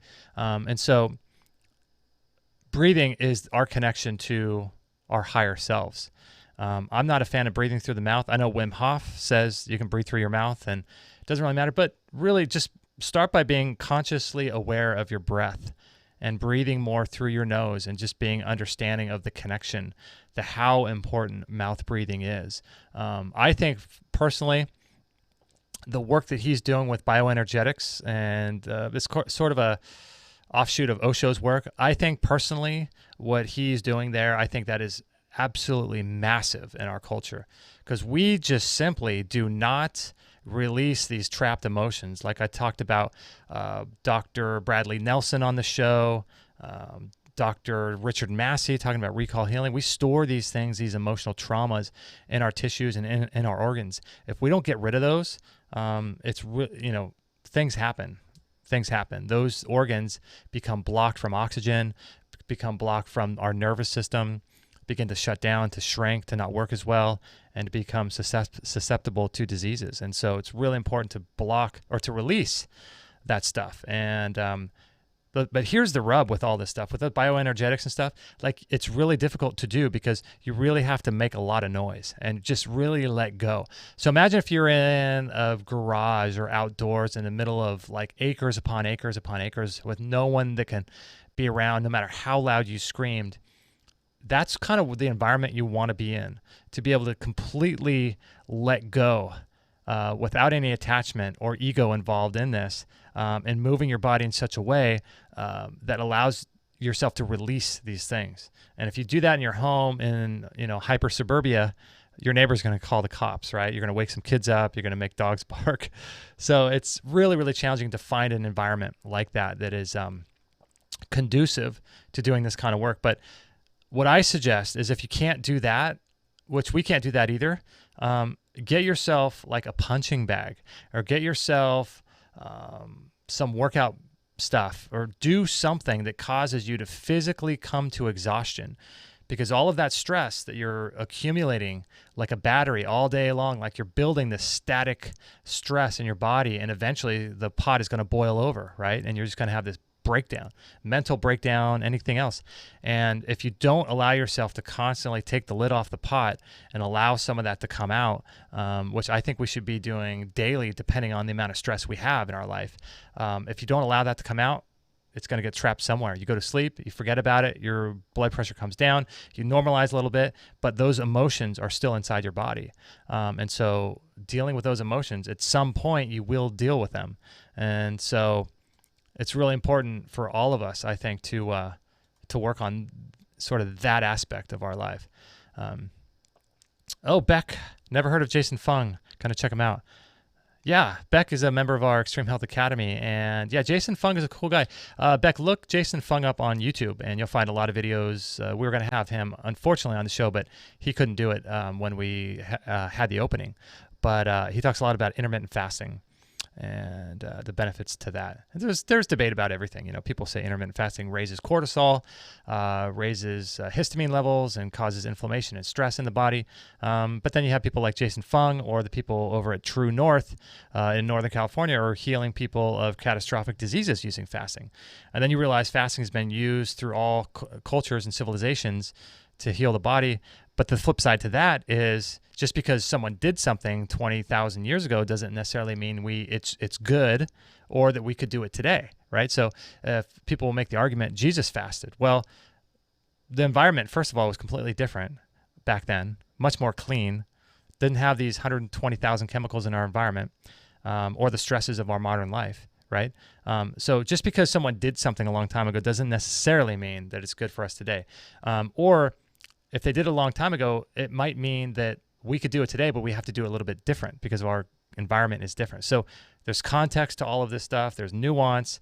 And so just making a blanket statement that fasting is good or fasting is bad, it really comes down to what your goals are, what you're facing in terms of a health challenge, what your environment's like, who you have to support you in that fast. And so there's a lot of nuance and context to this kind of stuff. So, but anyway, I hope you guys enjoyed the show. We've gone for 2 hours. My goodness. Gosh, you guys are so cool. Kimberly, thanks for being here. Beck from the forums and the Extreme Health Academy, thanks for being here. Big Fat Mama, I love reading your comments. Let's see. He explains, Jason Fung, that is, everything very easily, so you don't have to spend your energy and time explaining and then doing nothing about their disease in the end. Gonza75, Angie, Chris Zellers, you guys are awesome. Mark Burnett, so many good people in the chat room. Shown Intelligence, Shadowrunner Radio. That's awesome. I should check out your channel, Shadowrunner Radio. Yeah, so here's the takeaway, guys. The takeaway for today's show, at least for me, is to spend more time in self-care and sit down and figure out a way to reconnect with yourself so that you understand your mission in today's world. And that's number one, figuring that out. And let me give you a little tip too. It's something that I've done when it comes to, this is something I shared inside the Extreme Health Academy recently. Someone was talking about their subconscious mind, and I wanted to share this kind of unique idea that I did that I haven't seen anybody else do. So learning how to reprogram your mind, we did a show with Dr. Bruce Lipton a while back, and that was a really, really great show. And he talked about reprogramming your subconscious mind near the end of the show. And so the subconscious mind, according to these people, like Dr. Joe Dispenza, who's been on the show, Dr. Bruce Lipton, all these kind of people, it happens through repetition. So it really doesn't matter what your conscious mind believes. None of that matters, because the conscious mind is very on the surface level. It's very close to your physical reality. Your conscious mind is something that you can control. But what really runs the show, the silent, invisible autopilot captain, is your subconscious mind. What does your subconscious mind believe about something? That is the crux of healing. So how do you reprogram your subconscious mind? They tell us that our subconscious mind is what is embedded into our nervous system in the first 7 years of life, right? So it's really important to make sure, if you have children, to make sure that they're getting good positive reinforcement into their subconscious mind. So how do we do that as adults if we've had issues with different family members, friends, traumas, whatever? How do we do that? So one of the things that it just sort of came to me, sort of like the story of, who's that lady's name that wrote Harry Potter? But the whole story just came to her. She was on a train, I think, traveling through Germany, and looking out the window, and all of a sudden the idea of, a boy interested in wizardry gets accepted into a wizard school, and then everything, boom, cascaded from that, and the whole thing got downloaded to her. So this thing just kind of came to me. So I thought, okay, so the subconscious mind needs to be, or is most highly susceptible to change through the use of repetition. So I thought, okay, why don't I write down a bunch of affirmations that I could do and say, and write them down, and write as many down in different categories, like my health, my mission, my family, my finances, my career, my friends, my family, my whatever, emotional health, love life, all of that stuff. What if I wrote down 5 or 6 affirmations for each of those categories? Just wrote them down, and writing them down in the present tense, right? What if I did that? Then what I thought is, okay, I started thinking about all those things in the 80s. Remember those backward masking things you would hear, Kiss or whatever these bands in the 80s used to backward mask. There'd be hidden messages and music, that if you played it backwards and stripped the music out, it would tell you things. So I thought, why not do something like that? So I thought, okay, so I've got all these affirmations. Let's say I have 100 of them written down. Then I read them into the computer and I record that. And then I put that behind some music that then I could listen to as I fall asleep, or then I could listen to as I'm driving, or I can listen to as I'm meditating, or I can listen to as I'm waking up, or I can listen to anytime I want. I can listen to this, and it's just nice, soft yoga music. So what you can do is go to YouTube or go to Google and type YouTube to MP3, and that will allow you to download a YouTube song. So go to YouTube and type in the name of a song you like, preferably with no words, right? And preferably with no words. So that way you're getting just pure instrumental music that you can listen to. Then download that as an MP3 file. Download a free program called Audacity. Download that. Then that will allow you to make a music track. Record all of your statements in the positive and in the affirmative and in the present tense, all of your affirmations. And when you record them with passion, record them with conviction, with emotion behind them. And then once you have that audio file, then you can lower the volume of that to it's almost indistinguishable. You can't even hear it. And then put that in the background of your YouTube music that you just downloaded. Then you play that, and your body hears that all day long when you're listening to that music. You're listening to your own voice with emotion saying these things. And so that's been really powerful as a way to reprogram my subconscious mind. So just a little tip, little thing you can do. Rebecca says, thanks again for a great show. I love listening to all these people you share with us. If it wasn't for your show, we'd never heard of them and hear all these ideas in the chat room. Cool. Thanks, Beck.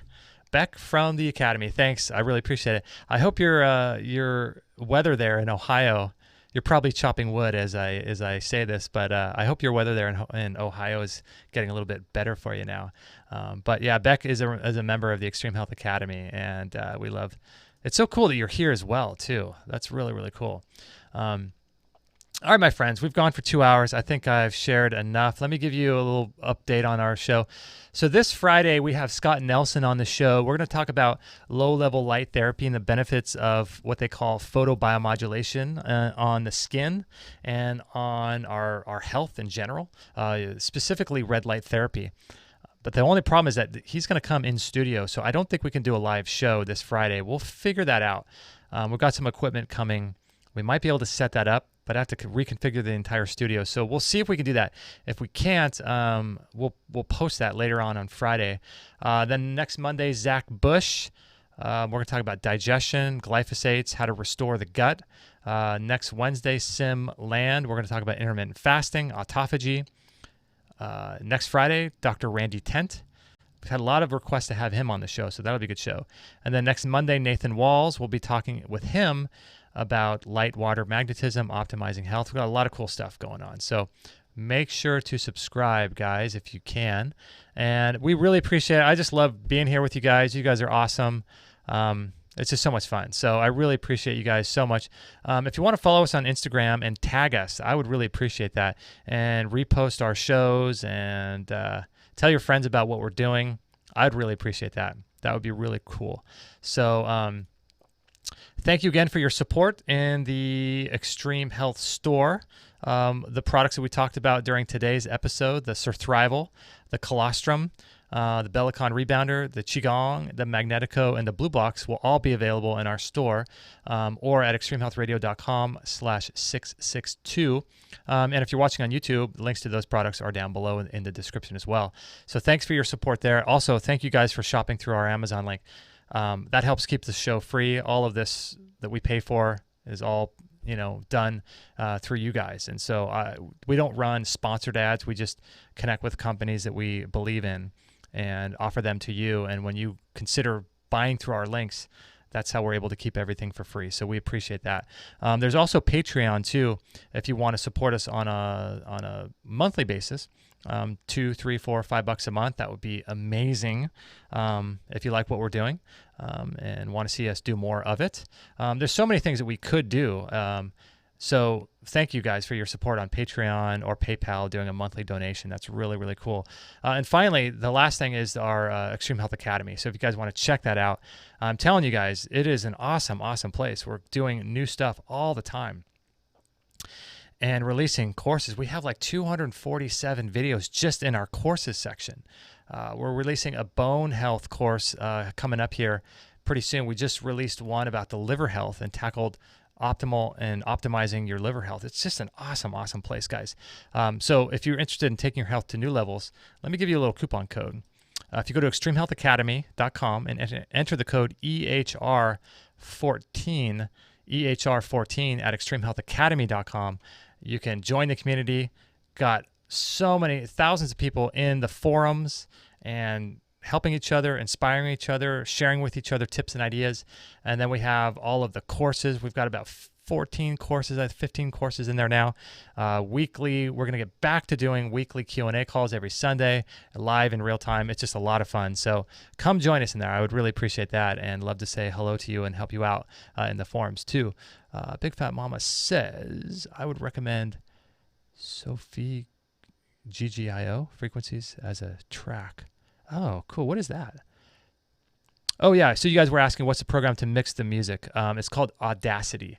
So type in Audacity and you can download it. But I'm telling you guys, like this subtle energy and the subtle frequencies of your health, this is where the magic happens. It happens on the emotional, spiritual level. It happens on the light, water, magnetism level, blocking blue light, getting rid of deuterium, bringing these subtle frequencies in to help reprogram your subconscious mind. I'm telling you, this is personal development work. This is stuff that goes very, very deep into your subconscious, and this is where true healing happens. So through the use of doing these things, I would really recommend doing them, especially this music and this affirmation idea. This way you're hearing your own voice with your own emotions, saying these affirmations in real time as if they're already happening. And you're listening to this as you're falling asleep. There's no better time, no better way to reprogram your subconscious mind. I'm telling you guys, it's life-changing. So Audacity is free. Type in YouTube to MP3, download an MP3 like a long video, yoga music you like, whatever you want to listen to that has no words to it. Combine those two files, lower the audio in your affirmations so you don't even hear your voice talking. You can play it. Imagine playing this on a track to your kids. Imagine doing something like this for your kids and speaking to your kids affirmations about their health, about their strength, about their vitality, about their life, and playing this music to them as they're falling asleep every night. I mean, imagine the power of that, right? And then you doing the same thing to your own mind. Talk about a way of self-care and self-love that is very powerful. I don't know where I got that idea. It just came to me one day because I was familiar with what they called backward masking in the 80s, trying to give us subconscious programming and stuff like that. Why not use subconscious programming for your own benefit? And this is all stuff free. It just will take you maybe an hour of your time to put together. So well worth it. You can spend your time. Imagine doing a workout or a Qigong session or doing something that will last you the rest of your life or the next 20 years. Imagine spending 1 hour of your time and leveraging that hour to work for you for every hour that you're alive for the rest of your life by reprogramming your subconscious mind by listening to this stuff over and over and over again. I mean, it would be like doing a workout and never having to work out again because that one workout effectively is working for you the rest of your life. It's amazing. It's amazing. So Sophie Geo, our frequencies resonate with magical. Okay, I'm gonna have to look into that, Big Fat Mama. SOFFEGGIO frequencies. Okay, I'm gonna open that in a new tab. I'll search Google for that after the show. Learn about it. Okay, cool. All right, guys. Well, thank you again. You guys are awesome. They actually say it on Google if you search for that. SOLFEGGIO. SOLFEGGIO. Okay, cool. All right, guys. Well, I'm curious if you do that, and if you do on the next chat, tell me about it. Tell me how it's working for you. Kind of like the human resonance. Okay, cool. All right, guys. Love you very, very much. Again, this was episode 662. So if you want to grab show links to the Academy, to any of the products that we talked about, to Elliott Hulse's websites, anything like that, just go to extremehealthradio.com/662. And it was an honor to be here with you guys today. Stay tuned for our show on Friday. I'll let you know on Instagram if we're going to be live or not. And if not, it'll be available before. Angie says, that's a great idea. Things I had been watching or dwelling on before bed, I often end up dreaming about, and too often not great dreams, which then negatively affects my day the next a little bit. Thank you. Yeah, so Angie, I would say that, it's like Elliott said in today's show, it's social engineering, right? What are they embedding subconscious programming in commercials on TV shows? I would say that if I were them and wanted to dominate and control the world, I would do that, right? It just makes sense. If you want the sheep to do what you want them to do, why not control their subconscious mind? It's evil and horrific, but if you're thinking like they think, it's happening all day long to us. So why not harness that power for ourselves? And playing that and really putting intention into doing something like this in a really cool way, I think could benefit all of us. So just something to think about. This was something that I shared inside the forums. I wrote a whole detailed post about this on Extreme Health Academy in the forums when someone was talking or asking about reprogramming their subconscious mind. So this is the kind of stuff we talk about in our forums and sharing with each other ideas that work. All right, guys, that's it. We love you very, very much. I'll see you on Friday at 10:45 if we're live. Follow us on Instagram, and I'll let you know whether or not we're live that day. Love you guys. If I don't talk to you on Friday, have a great weekend, and I'll see you next Monday. Thanks for watching, and I'll see you very soon. No material on this blog is intended to suggest that you should not seek professional medical care. Always work with qualified medical professionals, even if you educate yourself in the field of live food, nutrition, and alternative medicine. I'm not a doctor, nor am I offering readers medical advice of any kind. None of the information offered here should be interpreted as a diagnosis of any disease, nor an attempt to treat or prevent any disease or condition. While information in this blog is discussed in the context of numerous conditions, it can be dangerous to take action based on any information in this blog or to start any health program without first consulting a health professional. The content found here is for informational purposes only and is in no way intended as medical advice, as a substitute for medical counseling, or as a treatment/cure for any disease or health condition, and nor should it be continued as such. Always work with a qualified healthcare professional before making any changes to your diet, prescription drug use, lifestyle, or exercise activities. This information is provided as is, and the reader/viewer assumes all risks from the use, non-use, or misuse